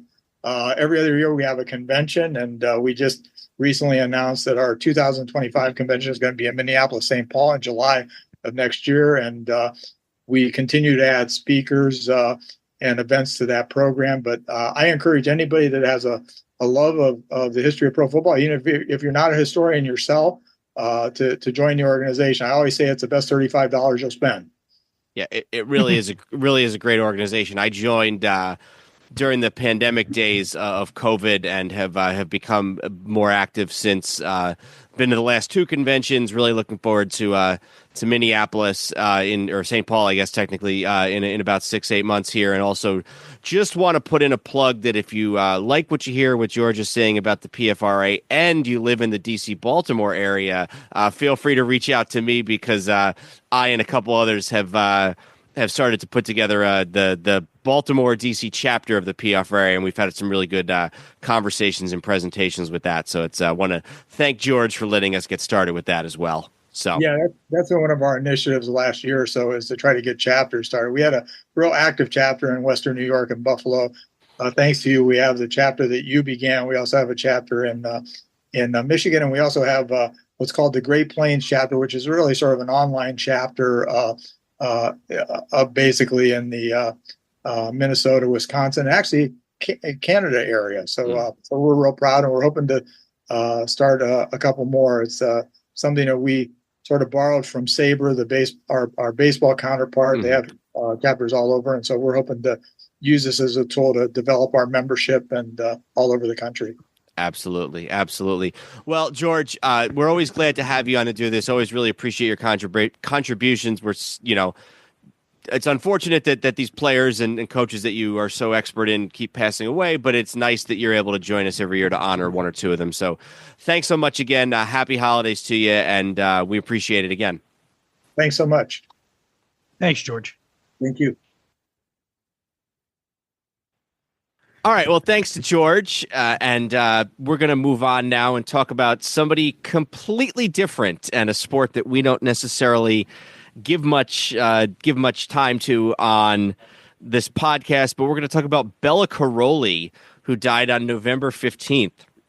Karolyi first served as a gymnastic coach for the Romanian national team and coached Nadia Comaneci, the first gymnast to achieve a perfect 10 score in an Olympic Games.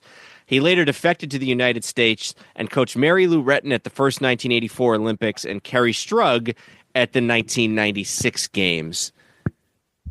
Gymnastics coaches, not necessarily something we focus on in any real measure on this podcast, but I kind of feel like the guy who coached the first two Olympic gymnasts ever to receive a perfect 10, even, no, pardon the pun here, but even with our high bar, needs to get a little bit of time here. Yeah, if you ask people to name gymnasts, obviously it depends on age, but like Nadia Comaneci, I had a second grade teacher who must have been obsessed with her looking back, because we watched a lot on a gymnast from 20 years before that. Nadia Comaneci, Mary Lou Retton in 84, and then that whole 96 Olympic team that I remember, they were in Atlanta. I remember that the whole Kerry Strug thing became sort of a cultural touchstone, and that you knew who this was back then. And I feel like I remember them saying, and I think I probably thought he was the Russian coach before that. I don't know that I knew the intricacies of Romania and all of that. But the one sort of anecdote I will tell is that I probably, by the time I was, in 96, by the time I was like 9 or 10, I knew who this guy was long before I knew about sort of world history. For a long time, whenever I would see a picture of Joseph Stalin, I thought it was a picture of this guy. Like, oh, that's that gymnastics coach, because they did look similar. But, again, we're not going to be able to speak very intelligently on all of the machinations, and it seems like there was a lot of structural issues with individual coaches versus Team USA coaches, and he defected to the United States in 1981. He left the Eastern Bloc, Romania, and came and established himself in the United States in the early 80s, just in time for to be the coach, the individual coach of Mary Lou Retton in the 84 Games. Was known, as you would imagine, an Eastern. I think most gymnastics coaches are this way, but certainly an Eastern European gymnastics coach who was born in, what year was he born? 1942. Was known as sort of a hard driving taskmaster of a coach. He wasn't a player's coach.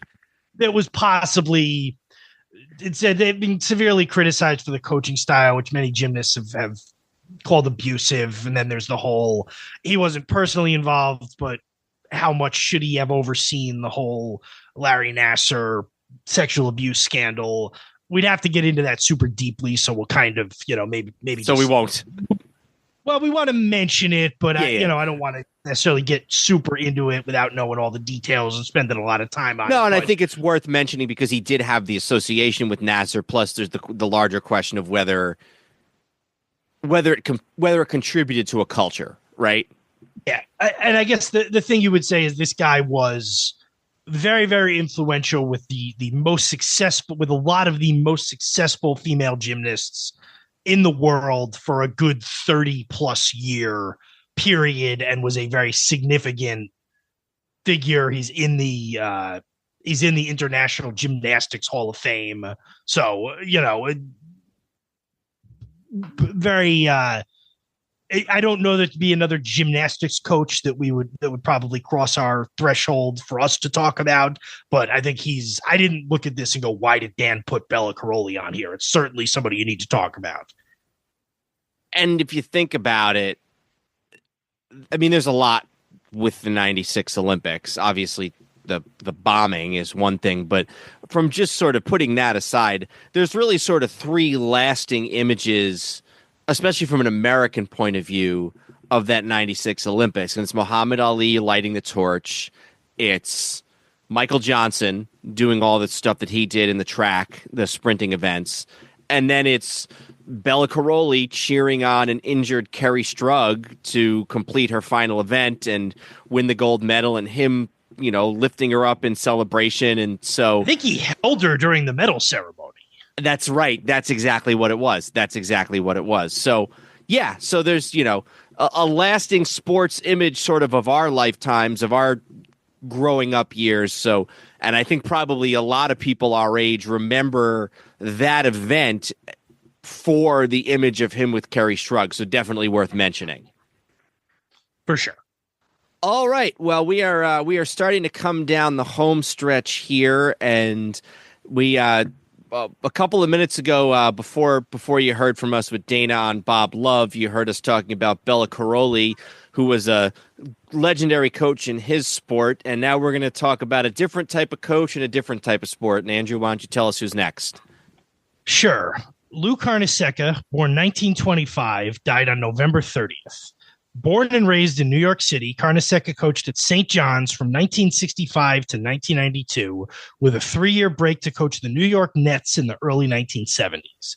He was named the Big East Coach of the Year 3 times and led the team to a Final Four appearance in 1985. He was inducted into the Basketball Hall of Fame in 1992. So we talked, I think the first year we did this, I think it was 2020, we did John Thompson. There's a great 30 for 30 on the Big East, and we want to talk specifically about Carnesecca, but you talk about the mid 80s in college basketball, and specifically in the Big East. You have, first of all, basically every big city on the Eastern Seaboard is represented. DC, New York, Philly, Boston, even when you go out to Pittsburgh. And then in a lot of ways, every coach is sort of his own unique character. John Thompson and Rick Pitino, even for a little bit, and Boeheim and Calhoun and Raleigh Massimino at Villanova. And Lou Carnesecca, he kind of just fits perfectly with the team and the city and the era he coached in with St. John's in the 1980s. Yeah, he was, he was a sort of, at the time, I guess he still would have been 60, but seemed much older just based on that, the look and the voice. It kind of resembled not necessarily in voice, but kind of resembled Phil Rizzuto in terms of being like an older, Italian guy with the somewhat of seemed like a little bit of an over the top character. Wore the sweaters.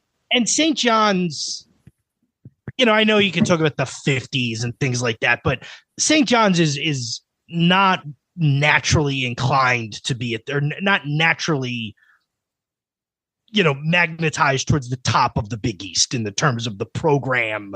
New York City is not the biggest college basketball area, and yes, St. John's plays at Madison Square Garden, and they're the biggest sort of specific New York local team, but compared to say Seton Hall or Rutgers or something along those lines. But I would imagine that most St. John's fans who are under 80, if we're being honest, the era they sort of most fondly remember is not only the Lou Carnesecca era, but specifically those mid to late 80s St. John's teams in the Big East that you described. And they're part of the greatest year in the history of the Big East, which is when this 84-85 season, when 3 of the 4 teams in the Final Four are Big East teams, and it is Villanova, Georgetown, and St. John's. And St. John's in the 84-85 season, and this is the team with Chris Mullin and Mark Jackson. They lose only 4 games in the entire season. They lose to Niagara in December of 84, which must have been considered quite the upset. And then their only other 3 losses are to Georgetown at the end of the regular season, in the Big East championship game, and then again in the Final Four. And I think that might have been one of the games where John Thompson came out wearing the replica of Carnesecca's sweater as a way to sort of talk trash to him. So it was the second regular season game because they beat them in the first game. St. John's did, I think, in D.C. And then the second regular season game at the Garden was when John Thompson came out wearing the same. Now, John Thompson being about 1.5 feet taller than Lou Carnesecca, it was quite a different, visual. It was a lot more sweater. Born in Manhattan in 1925 to Italian immigrants who owned a deli in East Harlem, serves in World War II. And I think he makes it's in here in his obituary somewhere. He leads his team to 18 NCAA tournaments, 2 Big East titles. He does have that brief break from 70 to 73 where he goes to coach the Brooklyn Nets. One of the other things that I read about was how he sort of used his background as a New Yorker to recruit players from the area. Chris Mullin probably being the most prominent one, and Mark Jackson was a New Yorker too, I believe. And Chris Mullin, and we're talking about Carnesecca, not necessarily about Chris Mullin, but Chris Mullin is one of those guys who I remember him as a pro playing in Golden State.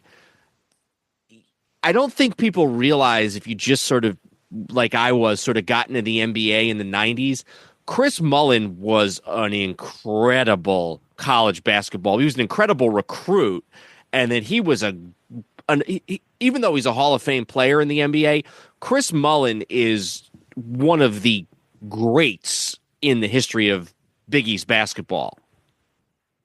And Carnesecca is just such a great advertisement for basketball in New York, because New York, and there's some claim to it, but kind of considers itself the basketball city. But, when you look at especially recent history, it's like the high school talent that comes out of New York is certainly good, but it's not far and away above, when was the last great New York high school basketball player that, made it huge in the pros or something? I'm sure there's somebody, but I'm not immediately coming to mind. There's plenty of other places that could lay claim to similar things. The college teams, even if you get real generous and include Syracuse, because Syracuse likes to claim themselves as a New York area team, like a New York City area team specifically, they're not winning national championships every year or anything really close when you talk about St. John's, Seton Hall, etc. And the Knicks, haven't won a championship in a long time. But Carnesecca is a guy who came up through that even pre-World War II New York, but immediately post-World War II New York. Coached at St. John's, recruited a bunch of New Yorkers to St. John's, really a sort of elevated those guys, like you said, Chris Mullin, Mark Jackson. And New York had been down on college basketball for 30 years because of the CCNY scandal. And that's something that's talked about. It's talked about in that 30 for 30 in the Big East. The whole power center of college basketball shifted south and west after that scandal, and it's always going to be there. But for those few years in the decade of the 80s, the fact that, the Big East in general, but then the Big East would not have been the Big East if they hadn't had a team playing and winning and being successful at Madison Square Garden. Yeah, I think that's true. And I think that was the big sort of advantage for the Big East, was to have sort of key teams in each market, like you mentioned. And St. John's was that for New York. He stayed active with the school until very, very late in life. In fact, I think from what I'm reading here, if I'm understanding it correctly, he was actually present in 2023 when they introduced Rick Pitino, who 35 years earlier, he actually coached against Rick Pitino in the Big East. When Rick Pitino was at Providence, he was there for in person for Pitino to be introduced. The only other thing I wanted to mention, everything I read made it seem like he hated the NBA. It didn't fit his style. You do have to wonder, though, if he at all regretted leaving the Nets, because the year after he left, they brought in Dr. J, who incidentally is my 2-year-old son's favorite player, thanks to our father. But they bring in Dr. J and go on to make it to 3 straight ABA finals and win 2 out of 3. So you wonder if they had Dr. J a year earlier, maybe he wouldn't have left. It certainly would have made it a lot harder to leave. Yeah, best player in the world, probably. All right, why don't we move on here, and I'm going to talk to you about Rocky Colavito, who was born in 1933 and passed away on December 10th. Colavito made 9 All-Star teams as a power-hitting outfielder with 6 MLB teams. In 1959, he led the American League in home runs while a Cleveland Indian. 2 years later, he helped lead the Detroit Tigers to a 101-win season. A native of New York City, he finished his career with the Yankees in 1968. So from a New Yorker in Lou Carnesecca, who basically stayed at home and made all his success in New York City, to a guy who left and didn't really do anything in New York City until the very tail end of his career. Rocky Colavito, not a Hall of Famer, but I think somebody who gets overlooked. Not only he gets overlooked, but that 61 Tiger team he was on.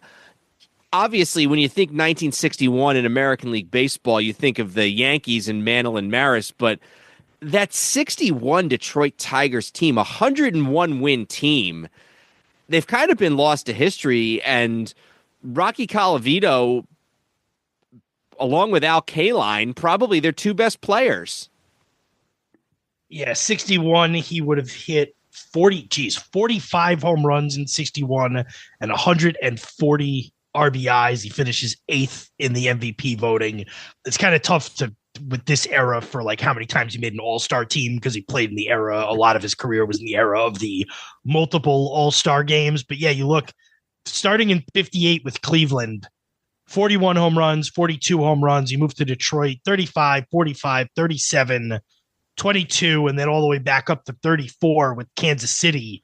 Really through 66, in 66 when he's 32, he's still a 30 home run a year guy. Finishes in the top 10 in MVP, 4 different times, 58, 59, 61, and then 65. So, from Cleveland to Detroit to the A's, back to Cleveland. So it's kind of tough to, because he never, he wasn't on a team that played in a World Series, unless I'm mistaken here. No, because he came to Cleveland the year after they won the World Series, and was with the Yankees and the Dodgers after their runs had come to an end, and and was on the White Sox after they had made the pennant. So it's not like there's a lot of, if you're not a fan of one of those teams or of that age where you remember him as a player, you can't immediately go, what was the big home run Rocky Colavito hit?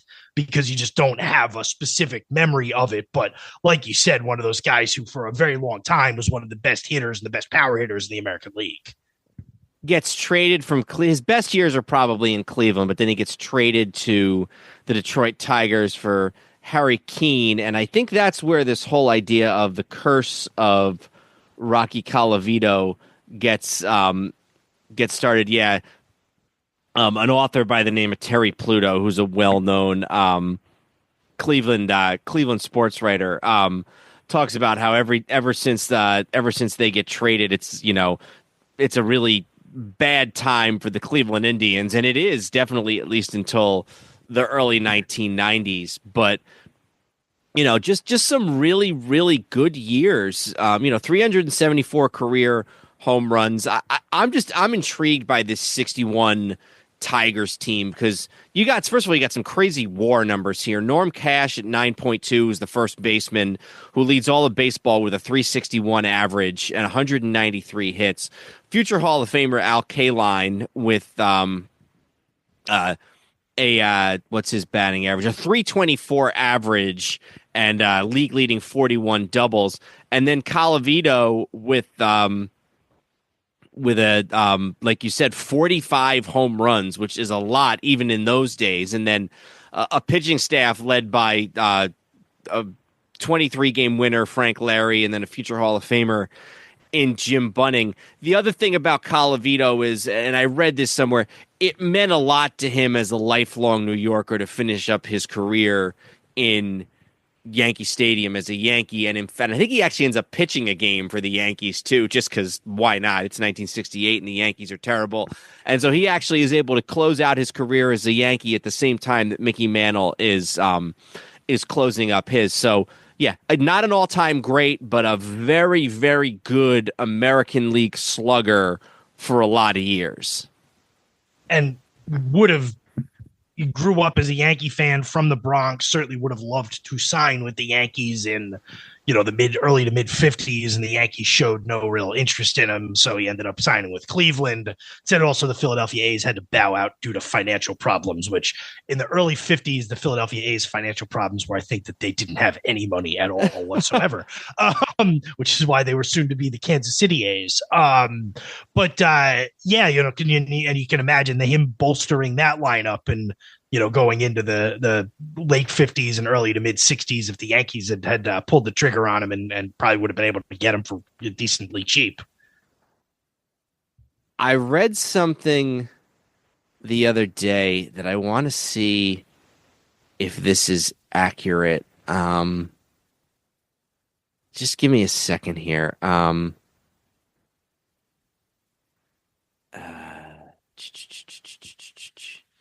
I'm pretty sure it is, but I need to check a couple of people that I didn't 100% know for sure. All right. I'm going to say this is true. And if it's not, I apologize. But so Willie Mays died earlier this year, as we talked about. With the death of Rocky Colavito, that means that there are no remaining living players who appeared on the TV show Home Run Derby. Oh, interesting. I was thinking of Colavito on the Home Run Derby show. Mm-hmm. For those of you who don't know, it was this show. It's funny. It aired in 1959, or was filmed in I think it was filmed in like late 59 and aired in early 1960, and it was basically a 9-inning home run derby between two Major League Baseball players, and they would all, one would bat, the other would sit and talk to the host, who was a guy by the name of Mark Scott. Yeah, it was filmed in December of 1959 and aired basically throughout the beginning half of 1960. It was at Wrigley Field in Los Angeles, which would later be the brief home of the Angels when they opened. And They used to air this, I remember, on ESPN, like at like 5 o'clock in the afternoon on weekdays in like the late 80s, because I remember watching it. It was on Classic Sports a lot too, when Classic Sports became a thing.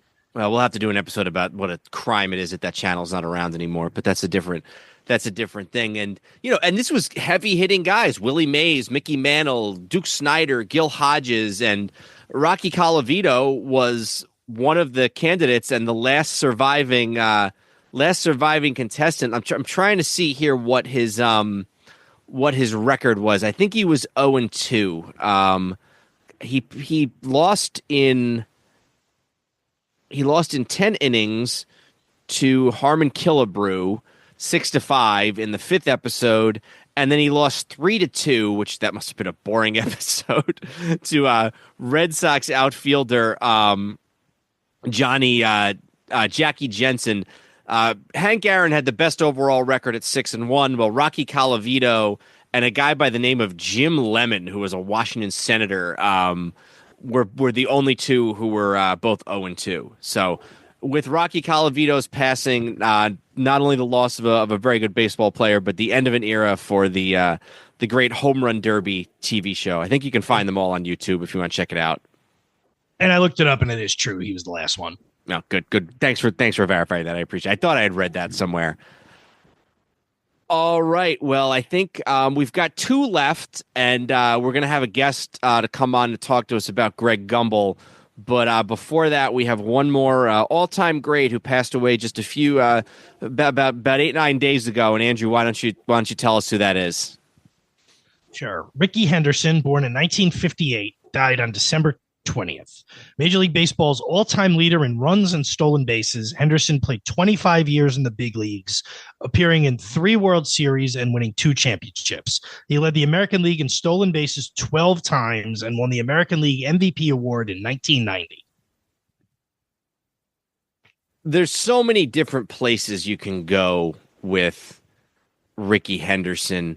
One of the things that I thought was interesting, and I looked this up the other day, he is the all-time major league leader in steals. And he is the all-time major league leader in steals by quite a bit. And I'm just going to pull up the list here. He is first all-time with 1,406 stolen bases. The next behind him is Lou Brock, Lou Brock is an all-time great.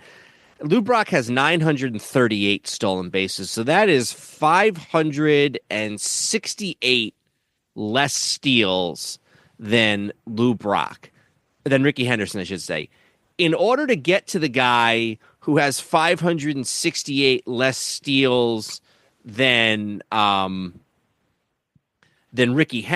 Brock, who's in second, you got to go down. Let me just do some quick math here. 938 minus 568 is 370. So in order to get to the guy who's got 370 steals, you got to go all the way down to 94th all time, and that's Luis Castillo and Lonnie Smith. Hardly 2 all-time greats. So there's more space between Rickey Henderson and the second all-time than there is between the second all-time and the 93rd all-time. Just crazy. Yeah, and that's a great way to put it, because you think about, like you said, Lou Brock being an all-time great player, and that's true.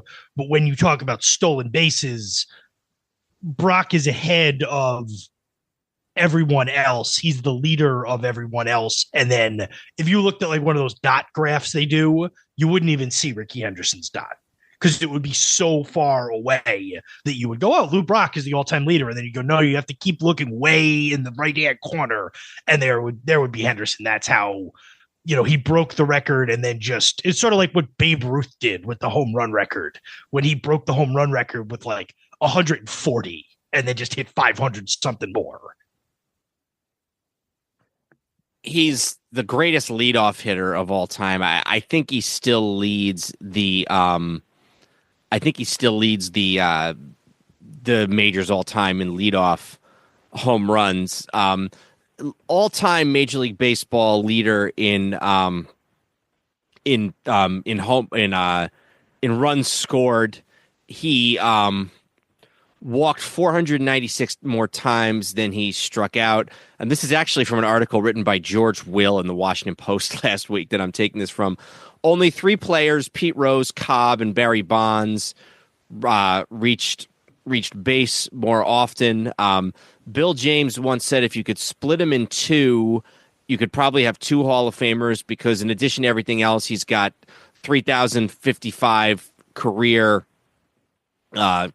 base hits. So the guy's a Hall of Famer even if he never steals a base, because 3,000 hits, you're in the Hall of Fame. Definitely sort of a quirky guy. I think he was accused of maybe not giving it his all at times, and I think there was probably some truth to that. But the other thing is if you look back at his career, he was on really good teams almost everywhere he went. Yeah, he came up with the Billy Martin A's, which is a fun thing to think about. And then he's on the late 80s Yankees, which might be the exception to the really good teams. Although those first couple of teams were good. He's on. He gets to the Yankees in 85, and there's a story I can tell about that I think I've told on the podcast before. He gets to the Yankees in 85, and that's a 97-win team. That's a team where Yogi Berra gets fired in the first 2 weeks of the season. The entire team is bummed out as can be, because first of all, they loved Yogi Berra, and second of all, they didn't want to play for Billy Martin. The only guy who's happy about it is Henderson, because Billy Martin was his manager in Oakland, and they got along great, and Martin gave him the green light to steal whenever he wanted. So even in those days, Rickey was kind of marching to the beat of his own drum. Yeah, and then he's back with the A's in the late 80s. You know, he goes there in the middle of 89, plays in that World Series that they win. It would have been there in 90 when they lost the World Series. Gets traded to Toronto in 93 when they go to the World Series. Back with Oakland. He's on that San Diego team you were talking about in 96. And then, for us, we remember he was on the Mets in 99 and 2000 and ended up in 2000, he ended up going to Seattle, but he was on that 99 Met team that went to that was everybody really, really was in love with, and got to the Game 6 of the National League Championship Series, and, was giving everybody dreams of a Subway Series and finally getting past the Braves, and then, kept going for a few more years. It was kind of diminishing returns after that with San Diego and Boston and even the Dodgers in 2003, but he played until he was in his mid-40s. He got his 3,000th hit when he was back with the Padres in 2001. He got his 3,000th hit the very last day of the season. It was Tony Gwynn's last game ever. And so everybody was at the ballpark to celebrate Gwynn, and then Rickey Henderson adds to the festivities by getting his 3,000th hit. Something else I thought about just kind of looking at it. Think about all of the Hall of Famers that this guy played with, starting in the Yankees days when he played with Dave Winfield, and then in Oakland, he plays with Dennis Eckersley and now Hall of Famer Dave Parker. In Toronto, he plays with Roberto Alomar and Paul Molitor in that 93 World Series. And then with the Mets, he's on a team with Piazza. Seattle with Edgar Martinez and A-Rod, who I know is not a Hall of Famer, but could be. And then even in his, in sort of the waning days, he's on the 0-2 Red Sox, which I didn't realize this, and maybe I should have realized this because I was, in Boston at the time. That 0-2 Red Sox team, and this is Grady Little's first year, that's a 93-win Red Sox team with Pedro and Manny Ramirez. It's the year before they bring in David Ortiz. And so that's a damn good team. So he's on good teams left and right.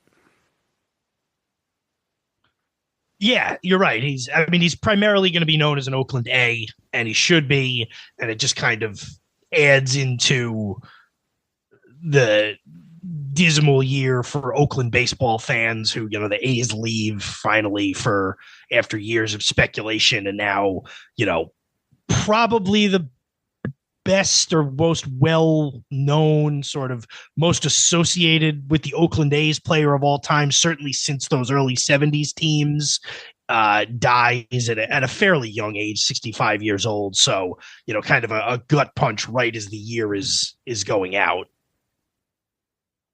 And, again, the type of player that we'll probably never see again, because there were just so many different permutations of his career. So definitely one of the all-time greats. The other thing I wanted to mention, just because we don't want to ever get too far from being too New York centric here, he's underrated, I think, as a Yankee a little bit, because some of his great years were with the Yankees. He has a 9.9 WAR twice in his career. That's his all-time high. One of those is his MVP season with Oakland in 90. The other is 1985 with the Yankees. And if you look at some of the things that were really his thing, his two best years for runs scored were 85 and 86, both with the Yankees. Steals, his best years are with Oakland, but he still puts up 93, 87, 80 with the Yankees, all leading, at least leading the American League. And so you shouldn't sleep on, first of all, how good those Yankees teams were for a couple of years. And second of all, what a good player Henderson was with the Yankees. I think how many career games did he spend with the Yankees? Let me just look that up, because I have a larger point that I want to make here. He plays 596 games with the Yankees, and when he leaves the Yankees, is their all-time leader in steals. And I think I saw somewhere that it took Jeter like 4 times as many games or something like that to break his record. So don't dismiss his Yankee years, I guess, is the message I'm trying to send. Oh, yeah, he was very good on those teams. And he was an all-star every year he was a Yankee. So, yeah, we'll not soon see his likes again. And there's a lot of stories about him and sort of quirky things he did and quirky things he said, and some of them probably true, some of them not, but one of the all-time greats. Oh, yeah, certainly, the greatest at a very specific thing. But that also, if you focus too much on that, you lose sight of how good he was at everything else. He's the career, just a couple of things I saw. He's the career leader in leadoff home runs, by the way. Yeah. And he hit a home run in 25 different seasons, just to give you a sense of his longevity. Yeah. Crazy. Absolutely crazy. All right. Well, we have one last person to talk about, and that's Greg Gumbel. So we're going to do that now with one of our guests, and then Andrew and I will be back in a minute to wrap it up. All right, so we're sort of coming very close to the end here, and we're going to talk about Greg Gumbel, who was born in 1946 and passed away on December 27th. Perhaps best known as the studio host of CBS NCAA basketball coverage, Gumbel enjoyed a prolific sportscasting career that spanned half a century. He provided play-by-play coverage for Super Bowls 35 and 38, as well as the 1993 and 1995 MLB playoffs and several NBA playoff series. There's certain guys, Bob Costas is maybe one that comes immediately to mind, but then, Al Michaels, has done, basically all 4 major sports in one way, shape, or form. Dick Enberg did a bunch of stuff. Greg Gumbel really sort of fits a little bit into that framework as well. And Andrew and I are glad to have back with us Zachary Draves, who you heard a few minutes ago talking to us about Bill Walton. And Zach, thanks for joining us to talk a little bit about Greg Gumbel as well. Oh, my pleasure. My pleasure. He was a real giant in the world of sports broadcasting. And I definitely, for the last 20 years, 25 years, he's been best known as the voice or the host, I guess you could say, of the Selection Sunday and then all of the NCAA coverage. And this is not necessarily specifically about him, and I obviously want to talk about his career, but I always associate him with kind of the beginning of a really good period in sports, because after the Super Bowl, you get kind of that dead era of February and March, and then you got the tournament, then you got the the Masters and the NBA playoffs, NHL playoffs, opening day in baseball. Pretty much everything is going, and it always kind of felt a little bit like maybe the sports season got started up again that Sunday in mid-March with Greg Gumbel hosting the NCAA selection show.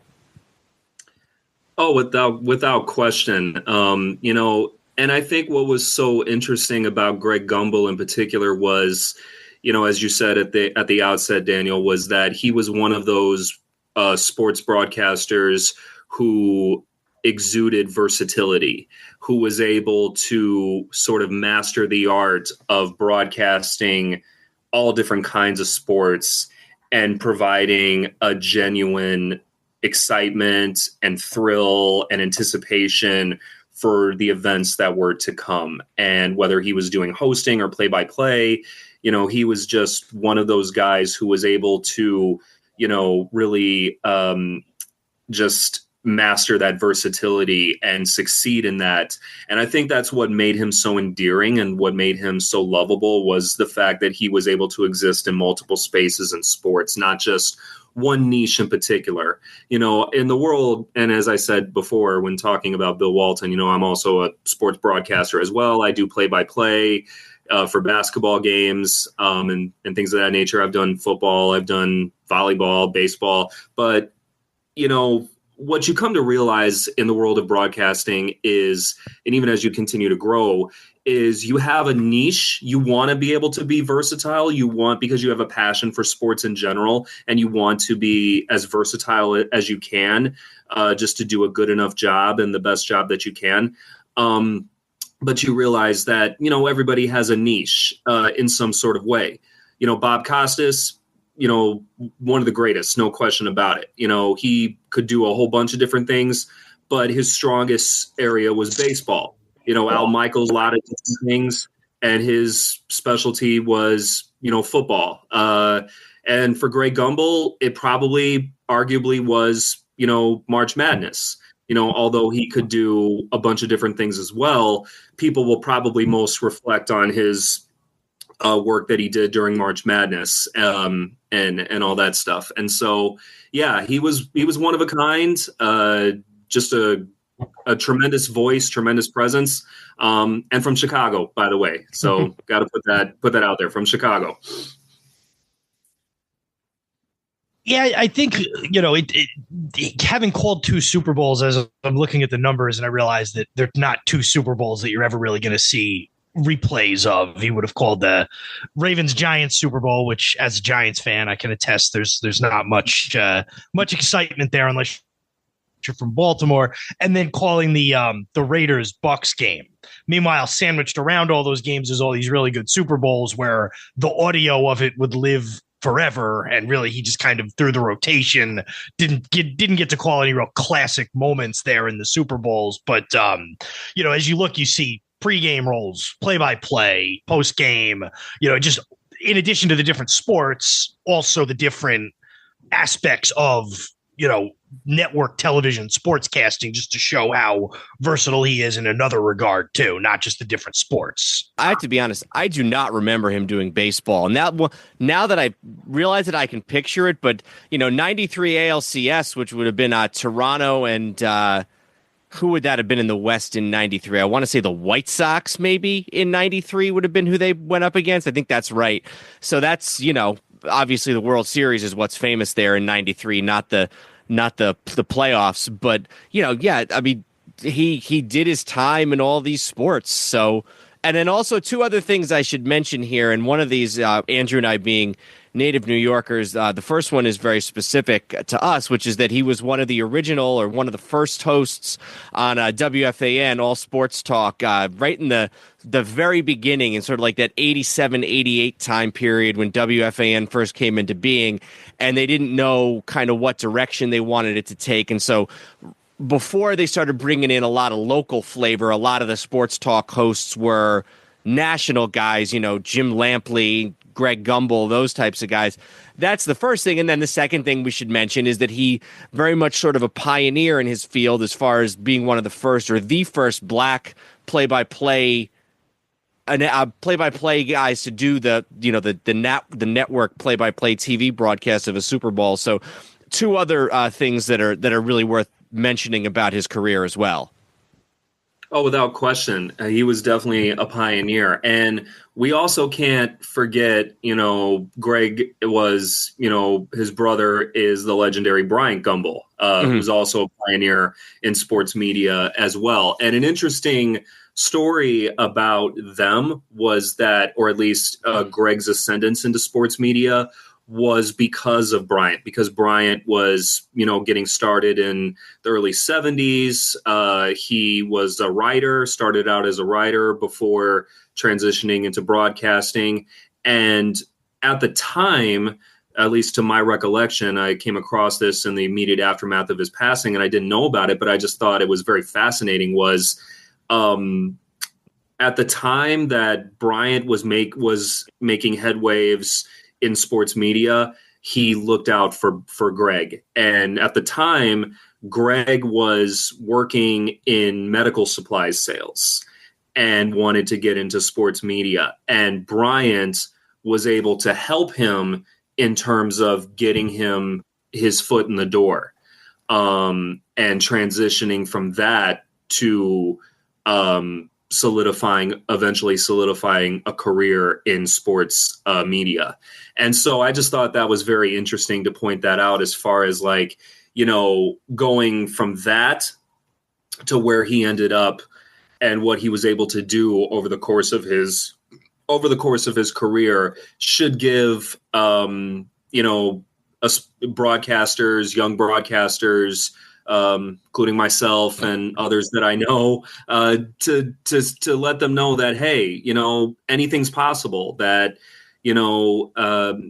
those opportunities can come down the path for you, once you get that yes, and once you as long as you put the work in, as long as you continue to knock on doors, and as long as you got somebody in your corner that'll look out for you, that'll help you as you move ahead, anything's possible. So I think one thing that's a testament to Greg Gumbel's career was that anything is possible. Going from selling medical supplies to doing play-by-play of a Super Bowl, anything's possible.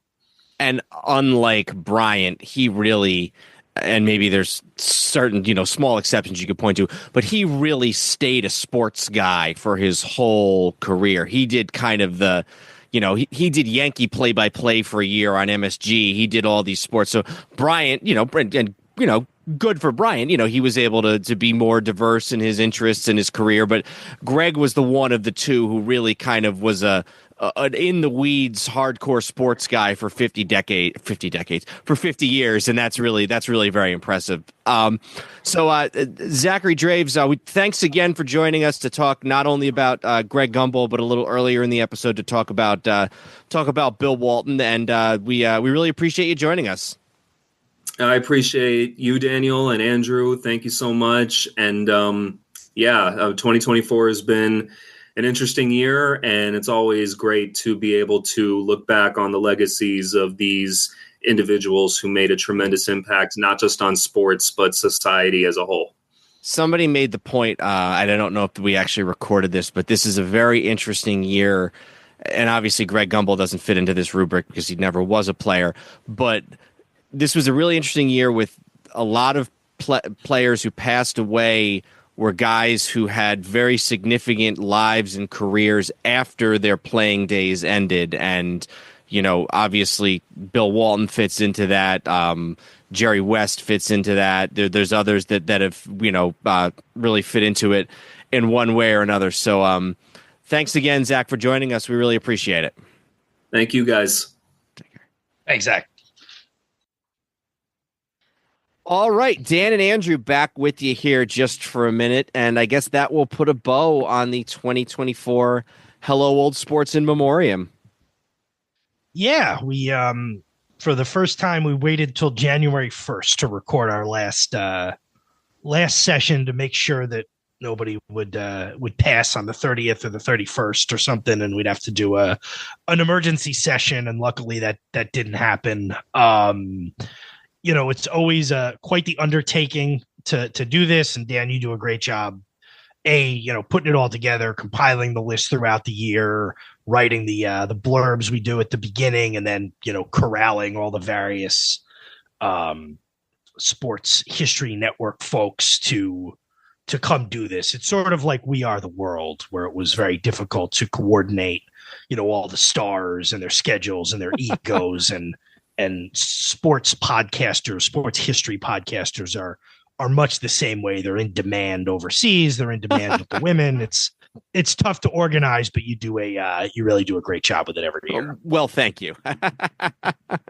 Yeah, and this was definitely a great year and a great year of Hello Old Sports, and we want to thank you. And you'll be listening to this in 2025, but we're looking forward to another great year of Hello Old Sports podcasts on the Sports History Network in the year 2025. But until then, I'm Dan Newman. And I'm Andrew Newman. Goodbye, old sports. Hey there, sports history fan. This is Arnie Chapman, a.k.a. the Football History Dude. And I hope that you enjoyed this recent episode presented by the Sports History Network and were able to learn some good old-fashioned sports history knowledge nuggets. I started the Sports History Network back in 2020 with the mission to help podcasters find a community of like-minded sports history nerds, as well as helping aspiring podcasters to start their own shows. We have a little bit over 30 shows on the network right now covering all sorts of sports history, but as far as I'm concerned, we're just at the toothpick in the ocean moment, that can't even figure it out because there's so much more coming. We wanted to create the ultimate headquarters for sports yesteryear, starting with Podcast Network and our website, but we're going to continue to move into other mediums as well. And here's the cool part, because we want you to be part of our team. So if you're interested in starting your own podcast, or maybe being a guest on one of our shows, or who knows, maybe even writing an article for us over on the website. Seriously, all you gotta do is reach out to us on the contact page over at sportshistorynetwork.com. You can be as technologically savvy as a Neanderthal tapping on a stone trying to figure out this whole hieroglyphics thing back in the day. Again, it doesn't matter, because even if you don't understand the whole podcast space, we have a production team that can pretty much help you out with doing everything. All you gotta do, head over to sportshistorynetwork.com, head to the contact page, fill it out. That message goes right to me, and I'll reach out to you as soon as I can. But for now, dude, I'm through if you're through.